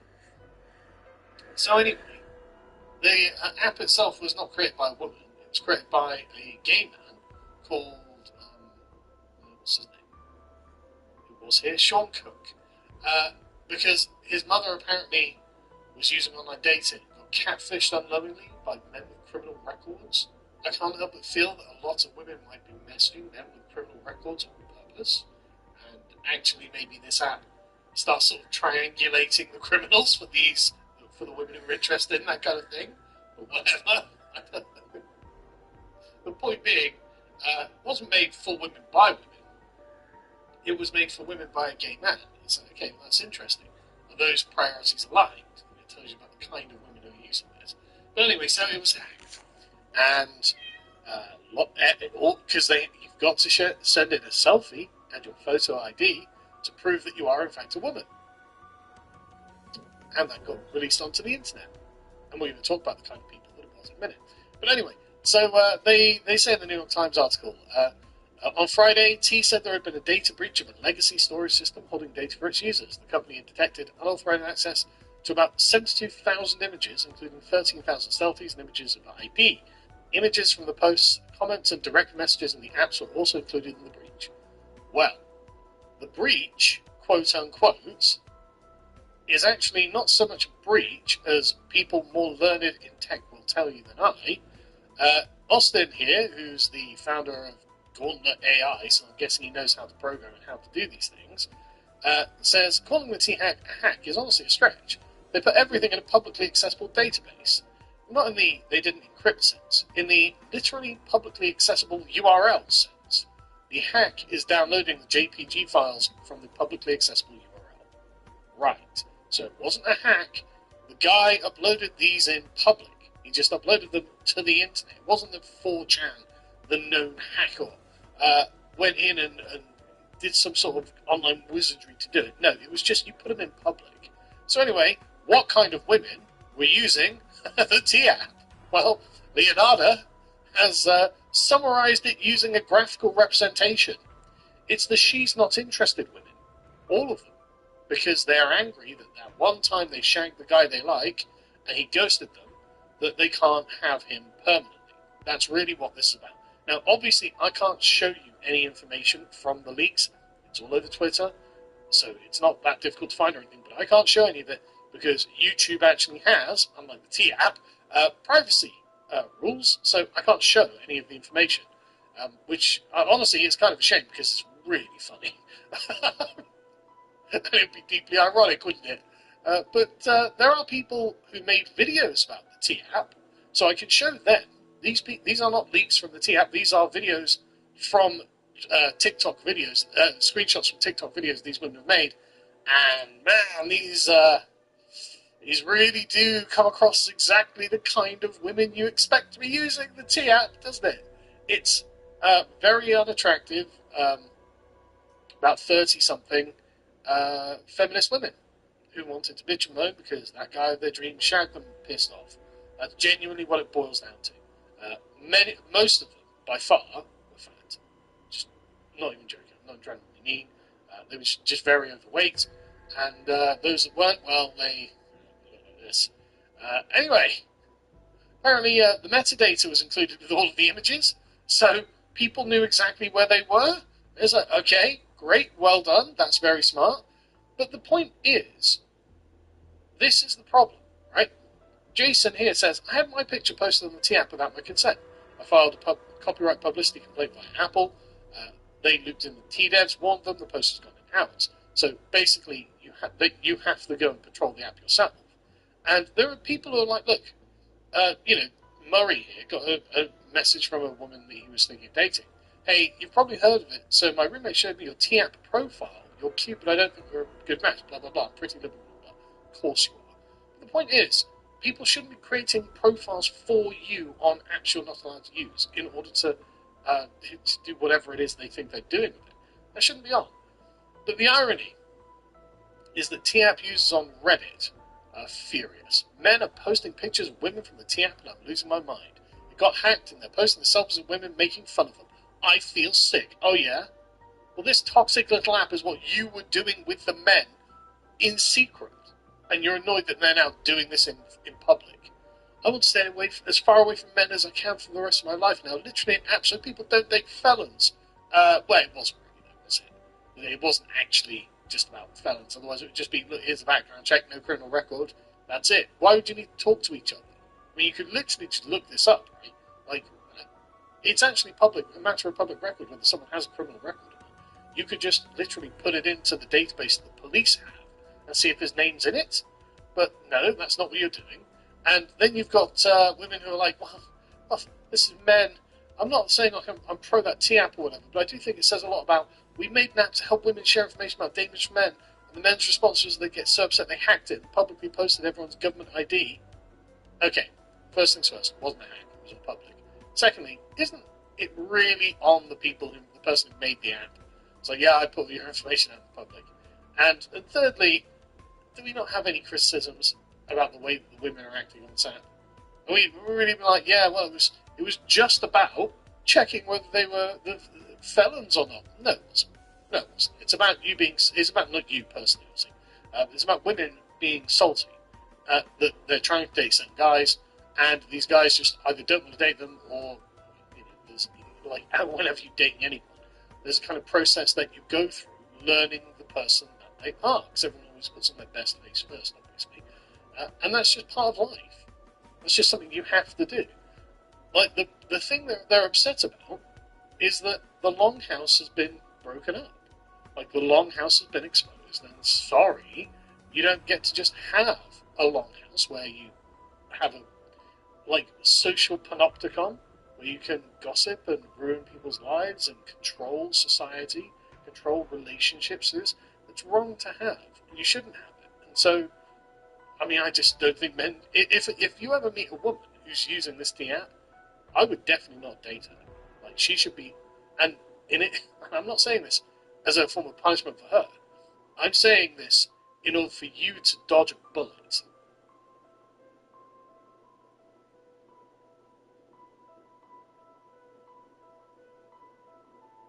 I really enjoy Lomez's concept of the Longhouse, which he popularized in February 2023 with this article from First Things, where he describes the problem with modern society, in particular politics, is that it has been long-housed, as in it has been given over to the reign of the, I guess what I'm going to call toxic femininity of a certain kind of woman, not all women.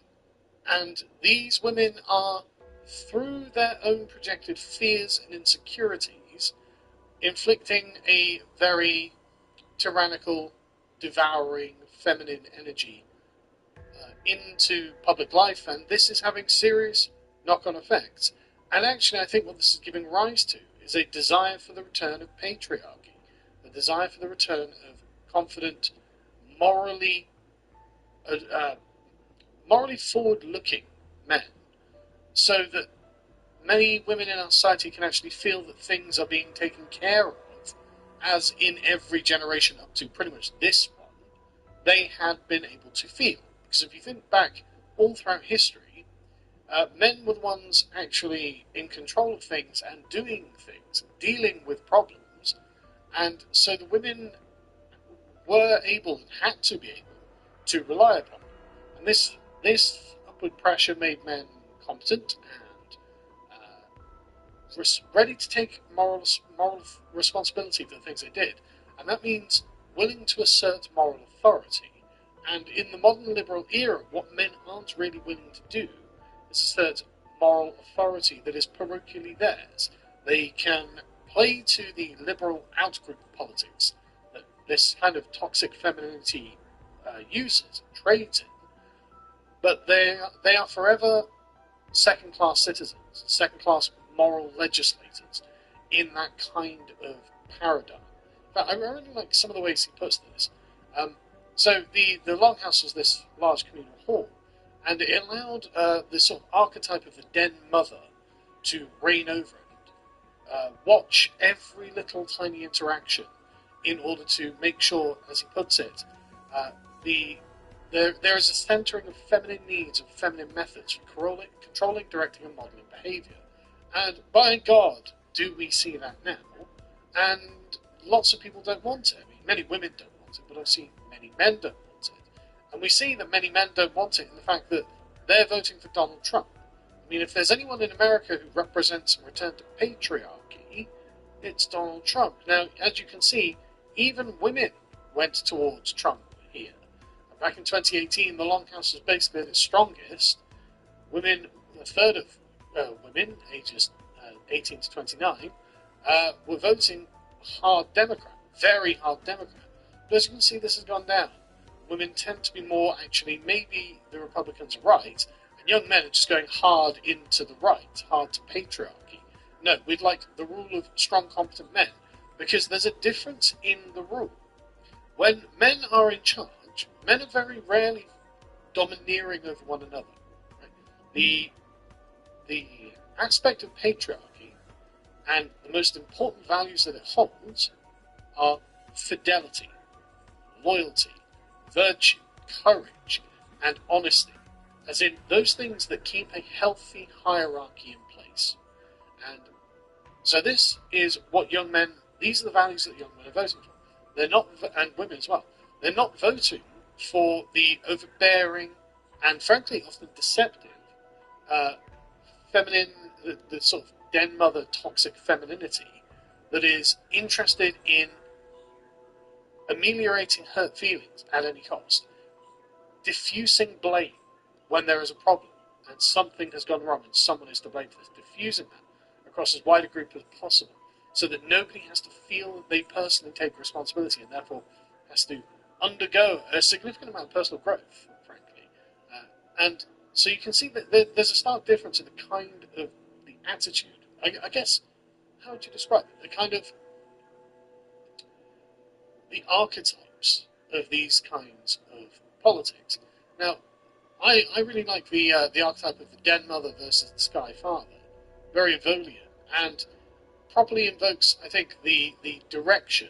Sort of one's looking upwards to greatness, glory, transcendence, and the things that are required to do that are the actualization of yourself as a man through the taking responsibility of the things and circumstances around you, versus the underworld of the constant excuses and backbiting and blame placing, externalization of blame, and the irresponsible nature of that kind of society. And I really think that we're seeing the consequences of that and the differences being brought in stark portrayal these days. Because you remember the other week when this was the Labour front bench, just a series of women with the most haggard looking faces. Like, things have gone horribly wrong and there is just no one to point the finger at. Right? This is den mother, and all of these women are den mother politicians. Jess Phillips in particular, but all of them are exactly like that. We have to worry about the feelings, we have to diffuse blame. We have to make sure that men aren't in charge, because we actually don't have faith in the men. And that's really what the crux of all den mother politics is. Is like I said, men actually can and do place faith in one another. Men expect other men to be upright and honest and forthright, to take the responsibility for their own actions. So if something comes under their personal magisterium in their department or in their squad or whatever it is they're doing, and it goes wrong, you're to blame. You take the blame. You are the one who's held accountable.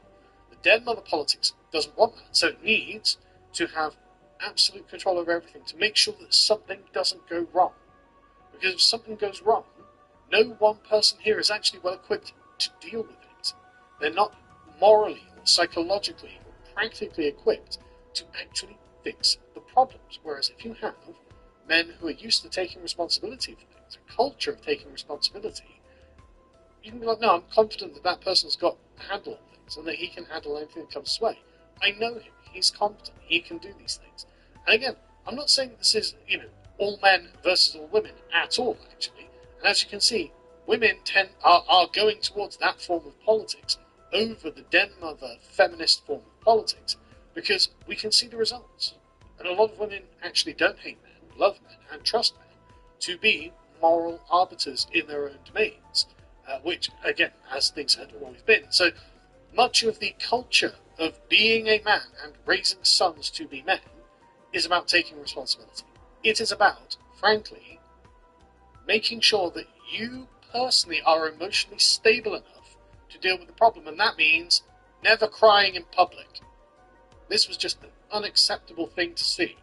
This was a person who'd, frankly, lost control of themselves, and as the Chancellor of the Exchequer, the first female Chancellor of the Exchequer, I might add, not appropriate. Not appropriate. It's your job to take responsibility for this. You can't just break down and have a little cry in the middle of the House of Commons. That is not acceptable. There is a reason that people are voting against this den mother politics, because when the meat hits the metal, things get rough. You can't just have a little cry. People are relying upon you. You can't say, well, there's plenty of people to spread the blame on.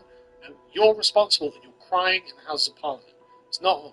And so this kind of den mother politics, again, just really, really, really risk averse, and it turns into an absolute tyranny.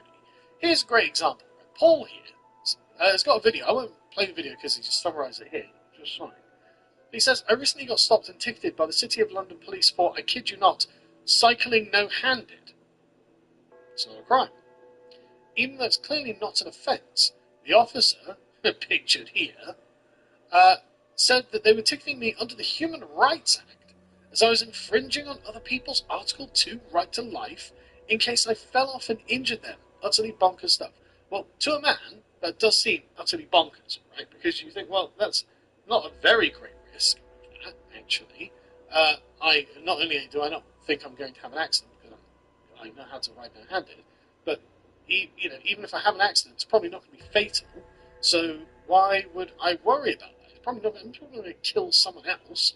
But here we are with the overbearing, long-housing den mother being like, no, I'm absolutely doing this under Article 2 of Human Rights. Now, if you look this up, this is Article 2 of the Human Rights Act. This means that nobody, including the government, can try to end your life.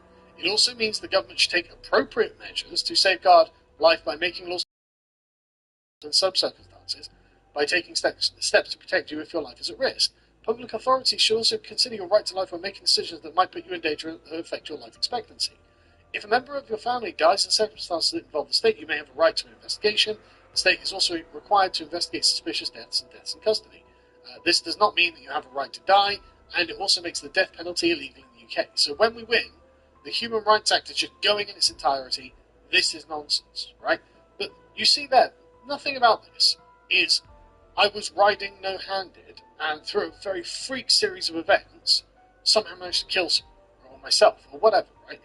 Very unlikely, not really appropriate measures, but to the den mother, anything that makes her feel nervous, anything that makes her feel afraid, has to be dealt with. And the thing is, there is no limit to what makes them feel afraid. So then it becomes rational. No, we need a longhouse so I can see everything that's happening in it. What Bentham might call the panopticon. I need to see everything in it in order to minimize the results. And the thing is, the less likely things become, the more amplified the even more unlikely things are in the minds of the den mother. So it's like, yeah, okay, I mean, you know, there's no danger riding down the street in the city of London, really, I imagine. But what if you fell off because you were riding no-handed and you crashed into a mum and her baby flown off the pram and under the wheels of a car? And, oh my god, that's right-to-life violation. You see, like, the highly unlikely sequence of events that you have to fictionalize, going way beyond what the thing was even vaguely intended for, is justified to the den mother, who felt momentarily insecure. You made her feel insecure. Whereas, remember, your job as a man is to make her feel secure. Now, the right way to structure a civilization is that this person isn't really a police officer, right? This person is a hall monitor. This person, 5'4", 150 pounds at most. Like, sorry, you are not part of the constabulary. Right? You are not a Bobby on the beat. You are a hall monitor who has been perversely empowered to hall monitor people who are doing nothing wrong. If this guy was a 6-foot African fellow with a machete running around the street, there's no way she's approaching him. But that ever more infringes on the articles of right to life, but she ain't going anywhere near him. She's like, okay, I'm going to need some backup here. And this is something that we saw, remember, in the Manchester airport assault. Now, when this guy was, the video originally went viral with him kicking him in the head and stomping on him, everyone was like, my god, because that was all they saw. What they didn't see is this man punching a dainty woman, just like her, because she thought she'd been empowered by the Longhouse to be one of these den mother hall monitors, and it turns out that the patriarchy actually doesn't care. And of course, what it required was the big man to come along to finally put an end to it. Because that's really what this is all about. This only happens because we permit it. But really, it's not what they actually want, because otherwise they wouldn't be doing any of this. Otherwise you wouldn't be getting people ticketing you for cycling no-handed. She felt afraid, and men's lack of moral authority is what made her feel afraid. And the more we play into these absolute fantasies, the more women are getting hurt, but also the more afraid they're going to feel. And so they'll just keep going. And so when you get things like this, and I'm sure you've seen a million things like this, obviously white, probably queer girl walking around with a smug smirk because she feels safe right now, going, I can't wait for the West to fall. She's not actually asking for the West to fall. What she is asking for is for when men have decided that they have had enough. Too much pain and suffering has been caused by the den mothers. This is not acceptable. The men have to be able to take control again and actually set the proper order of the world so that women can once again feel safe, including the den mothers. And so the den mother is an expression of a sort of pathological fear because men have really absconded their duties as protectors, but they will have to come back soon because things are getting a lot worse.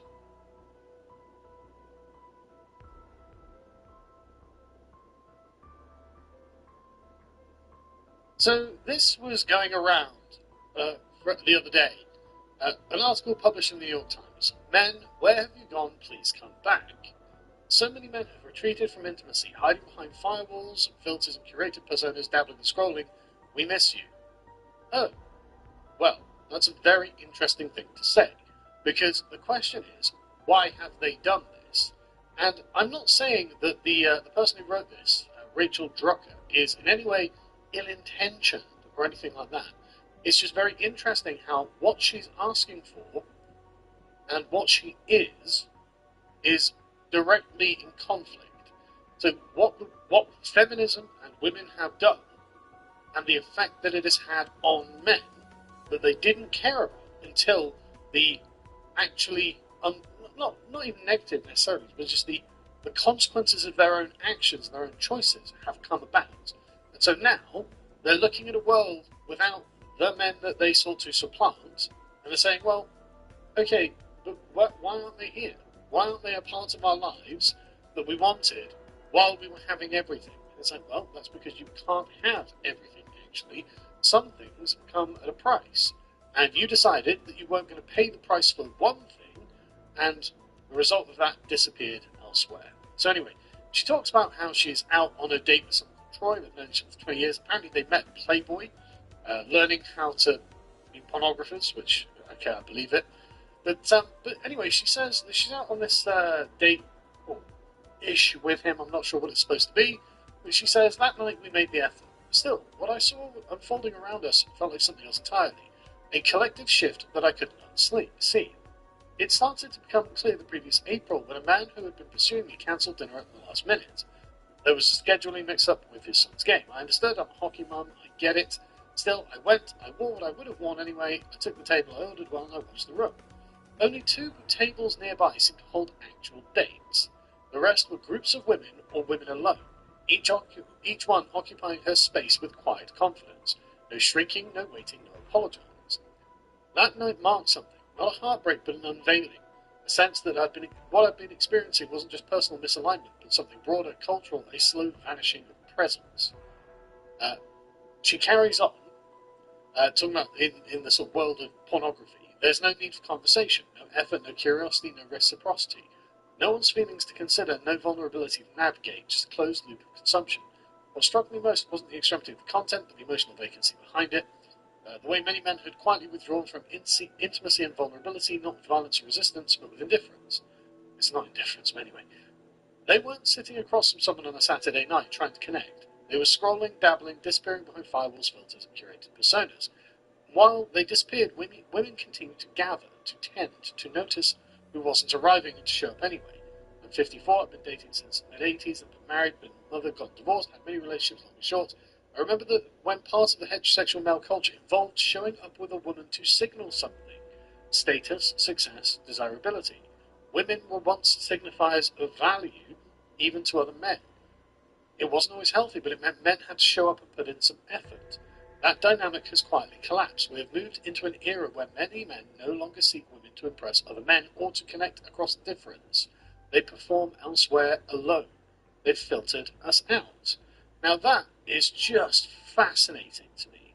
That is an absolutely fascinating thing. So we'll go through this in a bit more detail now. Because again, this is just you get what you deserve, right? You asked for it, you campaigned for it, you altered the structure of the economy and the reality that we live in to make it happen, and then you're looking at the consequence and go, well, hang on a second, how is this happening to us? It's like, yeah, how indeed? It's genuinely incredible. So you've got this, right? The rest were the groups of women alone, each occupying a space with quiet confidence, no shrinking, no waiting, no apologising, no consideration, right? I love the feminist occupying space. Trust me, women have always occupied space.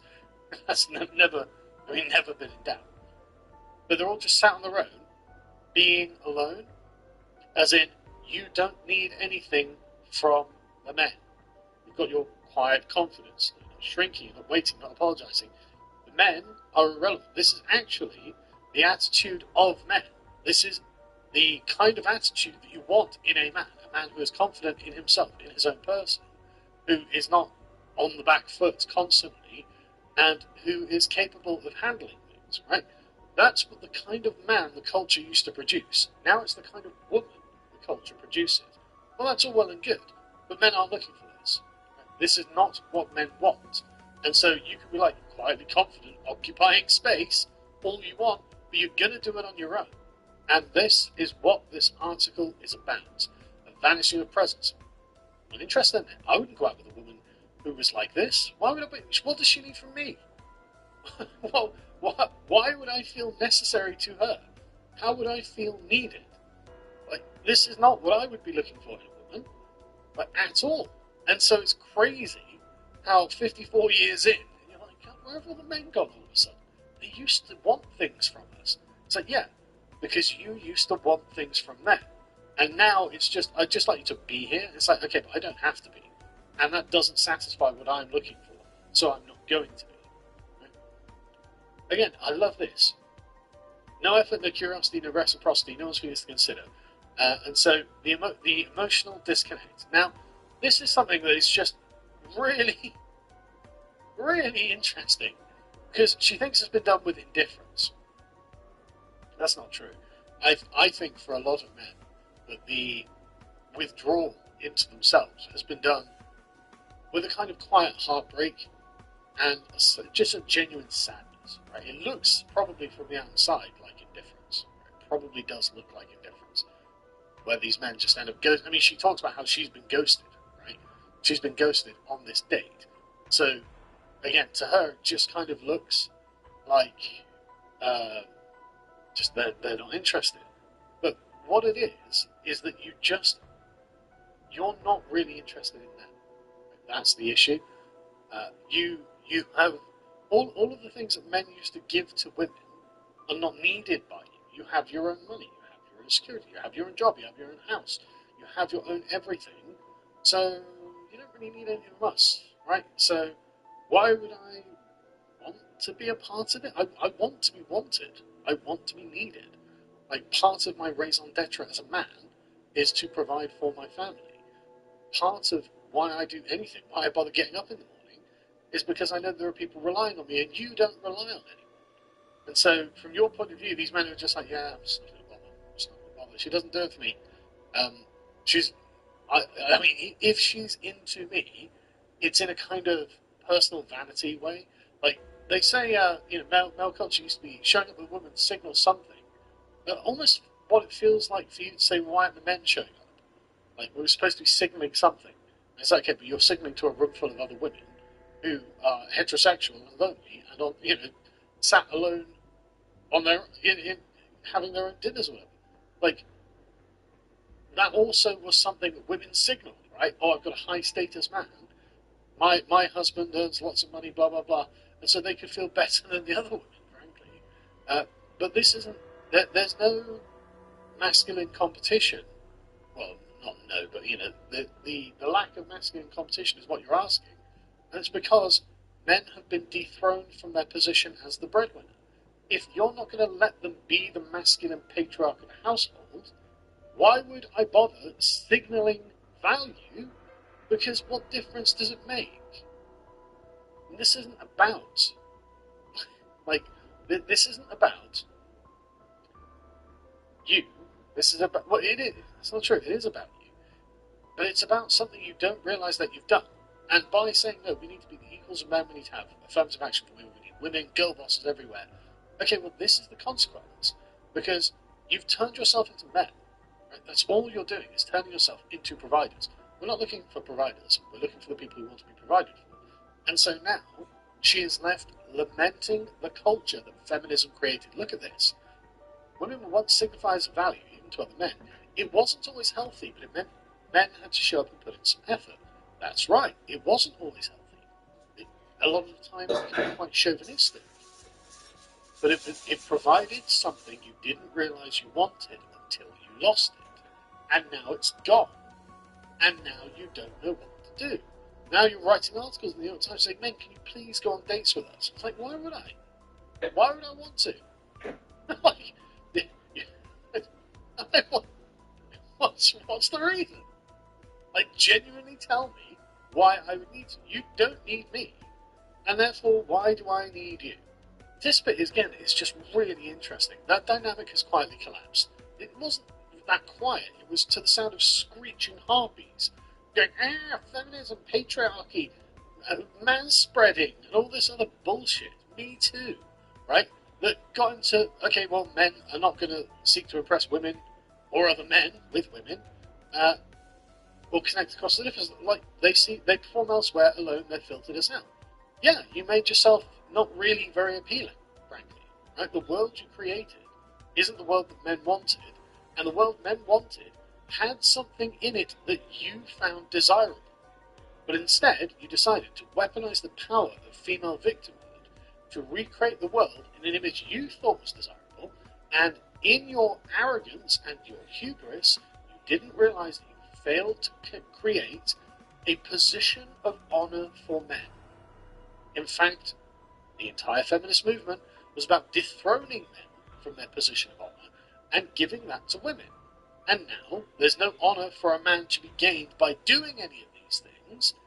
They don't do them. So they've filtered you out. Why wouldn't I? Why would I bother? Like, I would find more respect in a Call of Duty chat room than I would going on a date with a feminist woman. At least if I came top of the scoreboard, don't get me wrong, I'm not a Call of Duty player, I'm not going to come top of this bloody scoreboard, especially at my age. But at least then you can brag, at least you have some bragging rights in there. That's something that you've achieved that other people didn't. What am I getting from this? Like, seriously, what is the appeal that she thinks that she's putting out there? She carries on and says, look, I recently experienced a flicker of possibility. James, we met on a dating app. There was something mutual from the start, wordplay. So she's looking for, like, if, you know, the fleeting connections that matter. And she thinks, okay, well, maybe there's sexual tension there, blah, blah, blah. But he ends up ghosting her. Okay, well, there we go. Obviously, you were just doing this for you, right? You're like, oh, I wanted to create a spark in excitement. But maybe he's looking for something else, right? And I'm sure all of these men who have ghosted you, it seems like, I've known dozens, like, you're not providing them with vulnerability themselves. You're like, oh, why aren't men vulnerable with this? Well, why aren't you? Why are you a strong, independent woman who takes up space? Like, what? Why would I want to spend my time with that? Like, where is your vulnerability that I can take care of, that I can be the active partner in the relationship? And you're just sat there going, well, I guess I don't know what's going on. You know, she even laments that, like, one-night stands used to at least have some human connection, but now we've built so many boundaries, we've walled off the very moments that make connection memorable. Yeah, you don't understand what feminism has done to men, right? You've literally gelded, as C.S. Lewis put it, and bid the geldings be fruitful. You've taken away their manliness, and now you're saying, why aren't you just going to be manly with us? It's like, sorry, you did this to men, and now men are just not interested in you. You've created a generation of emotional eunuchs, and you wonder why they're not interested in getting into bed with you. It's like, sorry, you did this. As she says, it's not about blaming men. No, you're damn right it's not. You're damn right it's not. Do you know who's to blame? It's women. Women are to blame for this. Right? And until women, collectively through feminism, the power of feminism, take some personal responsibility on this and say, yeah, no, okay, actually we did seek to supplant men. We did seek to drive them out of the boardrooms, out of all of the professions, really, and supplant them to essentially, again, for our own ego. You know, because really it's not what women actually want. Women actually don't want to be corporate boss babes and stuff like that, generally. I mean, a small percentage of women will want that, but like mostly women do not want that. And to satisfy this very small percentage of women, men themselves as a class have been dethroned. And so it's like, it's not about blaming men. No, well, how about this? Get fucked. No one cares if you blame men. Because it's been literally, 30, 40 years of feminism blaming men for everything. And now they're like, well, they're just filtering us out. They don't care what we have to say. Yeah, well, there we go. Keep blaming men. Don't blame men. Nobody cares. Until you go, you know what? Actually, I'm not sure women should be the breadwinner. Men aren't coming back. That's what this boils down to. Until you go, you know what? Actually, maybe I shouldn't be earning as much as I'm earning because I'm putting men out of job. Men who could be providing for a family. I'm actually taking a job they're taking. But I'm living a nice singleton life in my 50s in the city. I'm sure she's got a lovely apartment. I bet that, you know, every day she's got everything she wants all the time, except for the company of men. And what she's doing by occupying this position is also denying that to other women, just FYI. But anyway, I just find this really funny. We remember you, that version of you that lingered at the table, that laughed from the chest, that asked questions and waited for the answers. That kind of man that used to be a provider, the kind of man that used to have excellence. He used to have a career, he used to have a stock of wealth, a stock of experience, and that was slowly but surely, incrementally taken away by feminists. That was the feminist movement withered that away in men. And so now we just aren't producing the kind of men you're looking for. And those of us that are still going, well, we're all married men. now, so I'm not going on a date with you. And no, I know lots of men that you're talking about. They all got snatched up by women who actually wanted to be married, right? And they're still married to her. She says, "You're not God, but your presence is thinning." Yeah, well, that's too bad. You've retreated not into malice, but into something softer and harder at once. Avoidance, exhaustion, disrepair. Yeah, maybe, but until you need something from us, and it always used to be for a man, you redeemed yourself through your work. Right? A man, and this is another thing about the workplace as well. All of these little hectoring, henpecking, I'm going to HR because he said something to me. It wouldn't matter 20 years ago, because it's like, okay, but what are his results like? What's his production like? Oh yeah, he might have said that to you, but he gets 20% more done than everyone else, so you can piss off because we're keeping this guy, right? It used to be that man was validated by his work, but no longer the case. And so you've taken away the honour of being the hard-working breadwinner, and so you don't get the men who laugh from the chest. You don't get the men who feel not paternalistic, but I guess kind of patriarchal towards women, because the women have replaced him and don't need anything from him. So this kind of guy is just not produced anymore. And you can say, well, this isn't your fault. It's like, no, it's not. It's your bloody fault. She says this, and you can still come back. No, not by becoming someone else, but by remembering what connection feels like when it's honest and slow, when it's earnest and messy and sacred. You can't do it with these women who don't need anything from you. Again, you don't seem to understand. You don't need him. Until women need men, this sort of thing is going to keep happening.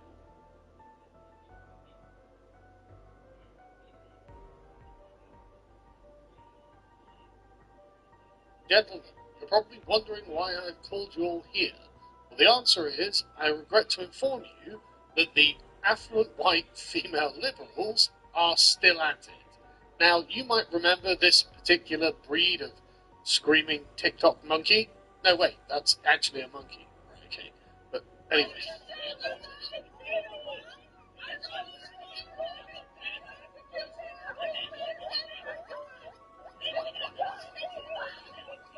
Classic. Absolutely classic genre of political commentary.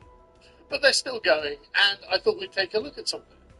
Because what I love about the Awfuls is that they have created a mental prison for themselves, and they are trapped within it. What they've done is gone, right, how can I create the perfect world, the dream world, in which nothing has ever been bad, nothing has ever been done that someone didn't consent to, nothing, no one has ever really been hurt, no historical injustices exist, and everything is the perfect liberal dream world that we can just swim through. Be like, oh God, yes, everything's so wonderful. And then when something in the real world intrudes on that fantasy, we go, fascism. And you're like, right, okay. Actually, fascism is not quite as broad as things in reality that don't conform to my liberal worldview. But it's just everything's fascism now. Sorry. But the thing is, by the metric that they're set for themselves, they obviously can never win. Right? And so every day they've got to look around the world and go, God, this doesn't conform to my dream world at all. And so they record videos of this. I don't want to hear another white person say the word illegal for the rest of my goddamn life. We are. So what? They are. Go home. Living on stolen land. You know what's weird, right? Is that most of the land in America, the Americans bought. They bought a lot of the southeast. They bought a lot of the southwest, and they bought Alaska. And a lot of it was just tundra or plains anyway. They did have wars with the Indians, Native Americans, obviously, and so conquered a lot of this land as well, obviously. But actually, a lot of land in America could consider to be legally purchased. Just FYI, well, at least legally purchased from some other empire. But even then, okay, yeah. So what? Cry about it? I don't know what you can do. Our ancestors forcibly and violently seized this land from the indigenous peoples who were living here for generations before we ever showed up. So what? You think that they were sat there and they never forcibly seized land from one another? For some reason, these people were perfect and were exempt from the cycles of civilizations in which neighboring tribes went to war and conquered territory from one another. And the white man invented this in about 1700 and decided to, well, 1600, and decided to inflict this upon the Native Americans. No, that's just nonsense. Like, look, you set up a ridiculous straw man of what history actually was, and they're like, oh my god, I can't believe we're living somewhere that was conquered from somewhere else. It's like, look, most people in the world are like that. Like, the Turks are living somewhere that was conquered from somewhere else. Like everyone, really. Like, very few people are actually genuinely indigenous. As in, the ancestry of the group has only been in that location, right? You can go back really, really far, especially with genetic testing, and find, like, the Italians came from Asia Minor and stuff like this. Like, most people, the Dorians came down in the Bronze Age to Greece. Things like this. Like very few peoples actually have an autochthonous origin story. Like, the Aztecs came from the north and moved down to the south, right? As far as I can remember, it's pretty much only the Athenians that have, like, a genuine autochthonous origin story. It's like, no, we were sprung from the soil in Attica. And most people didn't think this. But anyway, sorry, go on. Oh, you were complaining about your wonderful life and how you feel guilty about it for some reason. We do not get to call them illegal. But they are. But they literally do not have a license to move into your country. That's just literally what it is. We don't own the fucking planet. No, but you own your country. If you own the planet, then obviously you wouldn't need to call those people illegals. You'd be like, well, we own the planet, so we own them too. But obviously, you own your country. You're allowed to set a boundary on the outskirts of your country and say, you're not allowed to cross this, if you want. Nobody does. Oh. We are evolved monkeys with opposable thumbs who use them to write little monkey scribbles on a slice of tree, and we call it a birth certificate with our little monkey sounds.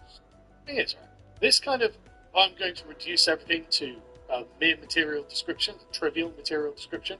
But yeah, but the thing is, that's not an insignificant thing to have done. Right? It is not trivial that we are evolved monkeys with opposable thumbs and can actually communicate really, really complex thoughts using language. And then, because that happened for hundreds of thousands of years, and then we discovered, we invented, writing wasn't found like a resource. We invented writing, so we could then write down these thoughts and send them to other people who could read them and understand what we meant. And that is a phenomenal accomplishment. And she sat there going, well, you know, these are just little monkey sounds. Like, monkeys have got nowhere near this and never will. Like, this is such a phenomenal accomplishment that humans have come up with. And she's here just trying to desperately trivialize it because she doesn't realize the amount of effort that came into, that was put into making it happen of generations up, generations up, generations. She's just the inheritor of this gargantuan pyramid of work that the human race has put together to make her super ungrateful. Like, can you imagine having to learn to read Egyptian hieroglyphics? Can't even bloody say it, right?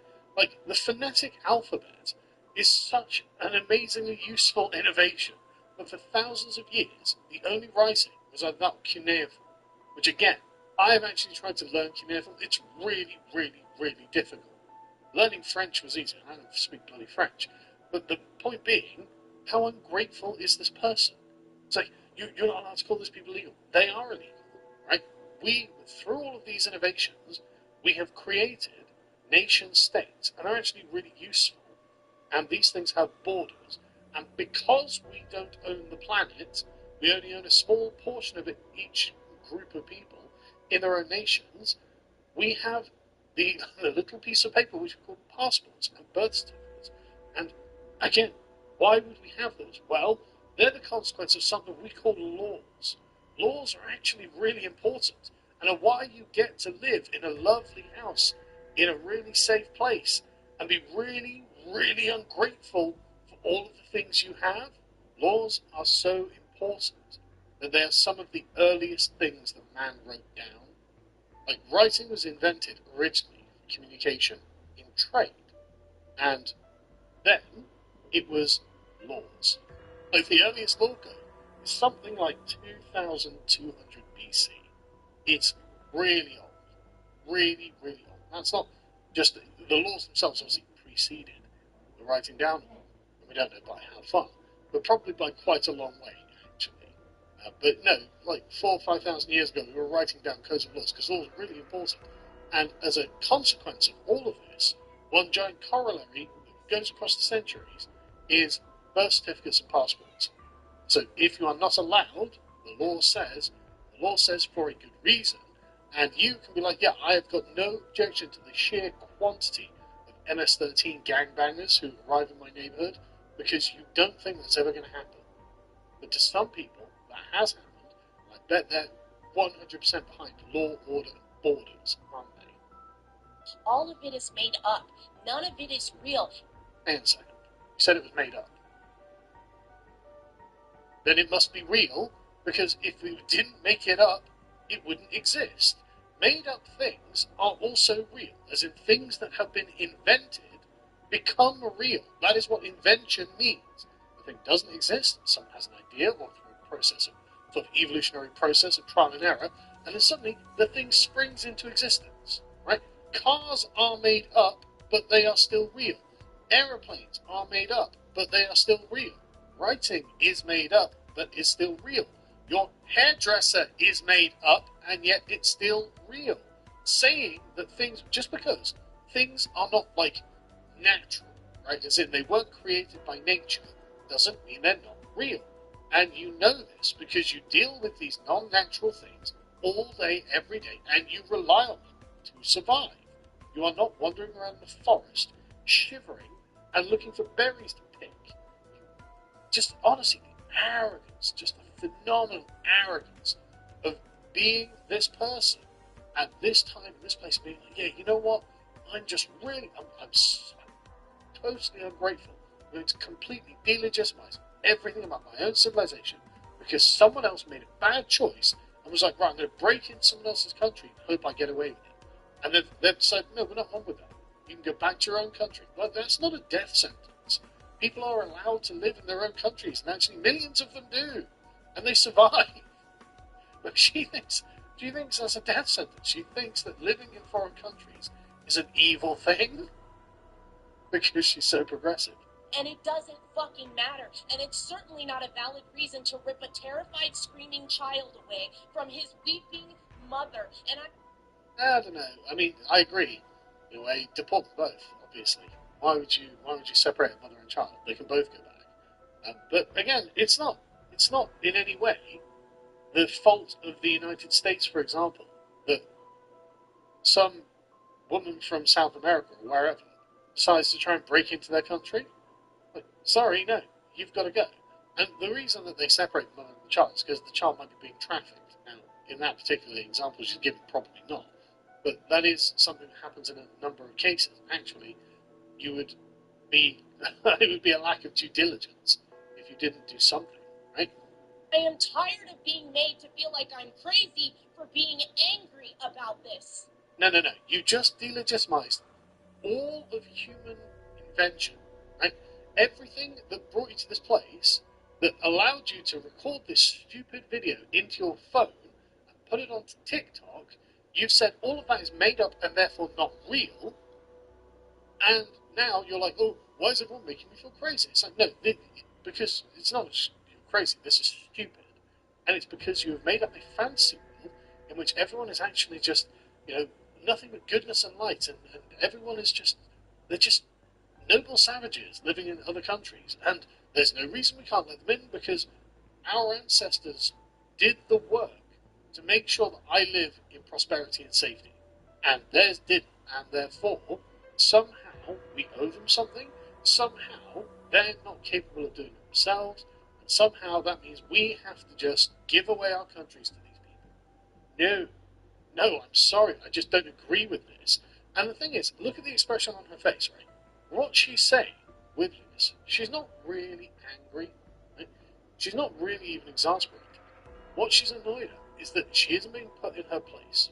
She doesn't have someone explaining to her in concrete terms, hopefully like I'm doing now, that this actually isn't about you. Right? if this is about other people, even if you're okay with it. But everything she's saying is wrong. Everything she's saying is BS. She is a dependent on the civilization she is trying to deconstruct. And so this whole thing is just a giant shit test. She is just waiting for a sort of patriarchal figure to turn around and say, no, and that's the end of the conversation. Capitalism is just narcissism as an economic system. Imperialism is just narcissism as a foreign policy. Amazing take. Narcissism. What's the narcissism? Well, I worked for it, and then I would like to keep it. I mean, I'm not sure that's what narcissism consists in, but that's certainly a take, isn't it? But the thing is, right, how is it, again, not to vote Thomas Sowell, but how is it less narcissistic for someone to say, hey, that thing that you built, or you earned, or you worked for, I'm entitled to that. But how did they come by this claim on what I did? Just out of interest, though. Like, it's so pathetic. It's so pathetic. And it's just one of those things where, again, she's just waiting for someone to concretely rebut what she's saying, right? Because she's trapped in this mental prison where she's like, but there's a perfect world just over the hill. And she's waiting for someone to point out, no, she is actually just crazy. If the lion can't claim the safari for himself and call the elephant illegal, then neither the fuck can we! Yeah, but we can. Because we've got evolved monkey hands. You literally explained the process of it. We get our little evolved monkey hands and use our little evolved monkey sounds and write them down on a little piece of wood, and then we send it to someone else, and that's how we do it. The lion doesn't have the capacity to do that. It's really weird that you're like, well, if a lion can't do it, then we can't. It's like, yeah, but we can. Like, you're looking around, it's actually happening. Like, what you're saying is we don't have the moral authority. It's like, no, I don't agree, we actually do, because we built the countries they're breaking into. If the lion had built like a giant civilization on the savannah, and elephants are breaking into it and wrecking it, murdering lions, I'd be like, oh, well, those lions should probably actually enforce their own fucking borders. But obviously, you know this is ridiculous, because this is all just a test.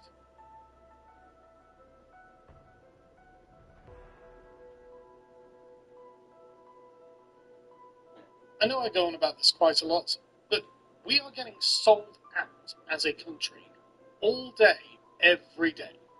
Every single day. Something else is done to plunge yet another knife in the back. It's amazing that we've got any space left, to be honest. Let's just begin on an old favourite. The amount of money we just spend on a bunch of foreigners for no reason that we don't have to, except for some abstract prior commitment to human rights, as if this is our business. Illegal migrants could cost $6 billion over 2 years. So back in 2023, it's understood this was going to cost around $3 billion a year to house these illegal migrants in hotels. And so Labour are like, yeah, good point. It is going to cost a lot of money to house them in hotels. Okay, great. What are you going to do? Well, according to the political editor of the Times, the government will still be spending $2.5 billion a year on accommodating and supporting asylum seekers by the end of the Parliament. So, okay, they've saved us $1 billion. Right? Out of the $3.6 billion, $1 billion. Okay, great. That's a good start. But the thing is it though really? Because, I mean, watchdogs say that these asylum costs are going to triple. So, are we saving $1 billion, or is this just smoke and mirrors? Is this BS? And of course, the private rented sector is going to be where they end up housing the asylum seekers. So, not only are we probably not going to be $1 billion up on this, and I mean, $1 billion sounds like a lot of money, but with the proportions that we're talking about, it's a drop in the bucket. I mean, the NHS is $163 billion a year, right? That's just one institution in this country. $1 billion doesn't cover anything that we're dealing with. And of course, if these figures are set to triple, then, okay, well, we didn't save anything, actually. We're still $2 billion down. But anyway, yeah, so they're going to be outsourcing this to Serco, a private corporation. So I'm dubious as to whether this is going to save any money, but also that means that in rented houses around just council estates and not even council estates, just estates around the country, you're going to have a bunch of weird foreigners turn up and just be crammed into a house, as many to a house as they can manage to maximise the revenue from the government. So we're still going to be paying for them to live here, only now they're going to be a lot more proximate to your families, which honestly I'm not really up for, I've got to be honest. I would just deport them all instantly. I don't know why we're spending a single penny on them. What are they doing here? Send them home. I mean, that's just literally the answer that everyone is waiting for. But anyway, so let's move on, because it's not like they're the first, right? The legal occupation is just as bad. Of course, this is something that GB News are reporting on now, but like this has been known for a couple of months now, that half of social housing, so taxpayer-funded housing, in London is occupied by people who are foreign. And they've just guaranteed it as well, which is really weird. In like the City of London, Labour have gained control of it, and they're guaranteeing it in future. And it's like, okay, so we're just committed to paying for people who are born overseas to come and live in Britain at our expense for 3.6 billion a year. So that's crazy, isn't it? That's absolutely crazy. And then we found out the other day that just foreigners in Britain are claiming £1 billion a month in benefits, so it's £12 billion a year. So we're looking at north of 20 billion. So far, 20 billion is just numbers at this point, isn't it? It's just fucking numbers. It's just numbers on a spreadsheet. We're just like, yeah, well, who cares? Who cares? I mean, it's just tax season. There's only a reason I'm bothered about it. But so anyway, they're claiming £1 billion a month, and obviously this is just crazy. Absolutely crazy.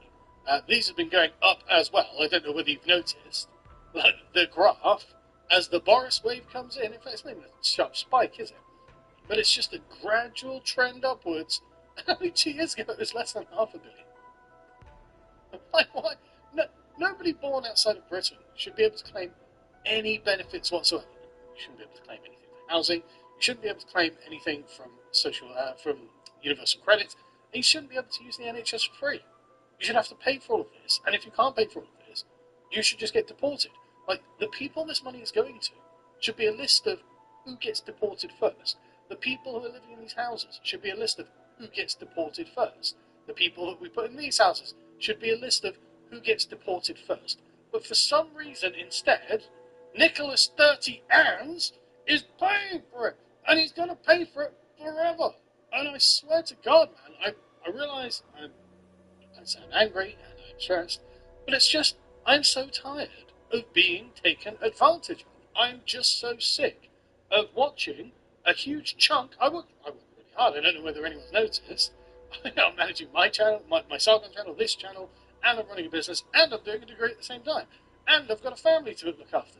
So I work really, really, really, really hard, as far as I'm concerned. It's constantly working.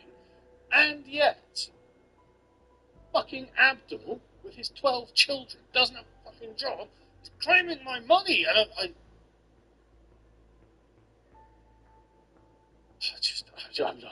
I'm not happy. I'm not happy about this, right? And even if it wasn't personally costing me loads of money in tax, right, I wouldn't be happy about it on the natural fairness of the issue. Foreign people shouldn't claim British benefits. If I went to another country, they were like, yeah, we're going to put you in a house. I'm like, what, are you? Yeah, and we're going to give you some money. Yeah, you don't have to work, actually. And if any of them say anything about it, just tell us, because we'll arrest them. Lock them up for being racist, right? I'd be like, what the fuck is going on, man? Have I just walked into paradise or something? Like, why is this country set up to service me? Why am I being treated like royalty in this goddamn country? This is weird. This is unnatural. Surely this can't go on forever. Eventually, a very angry mob are going to come down the streets and start lynching the lot of us, right? Because surely they're going to be like, no, we've been taken advantage of for far too long. Why is this the case? And I would be like, no, I think that the native people would probably be so angry that it'd be dangerous for me to be there. I'm obviously not encouraging anything, just to be clear. But this would be what would be going through my mind.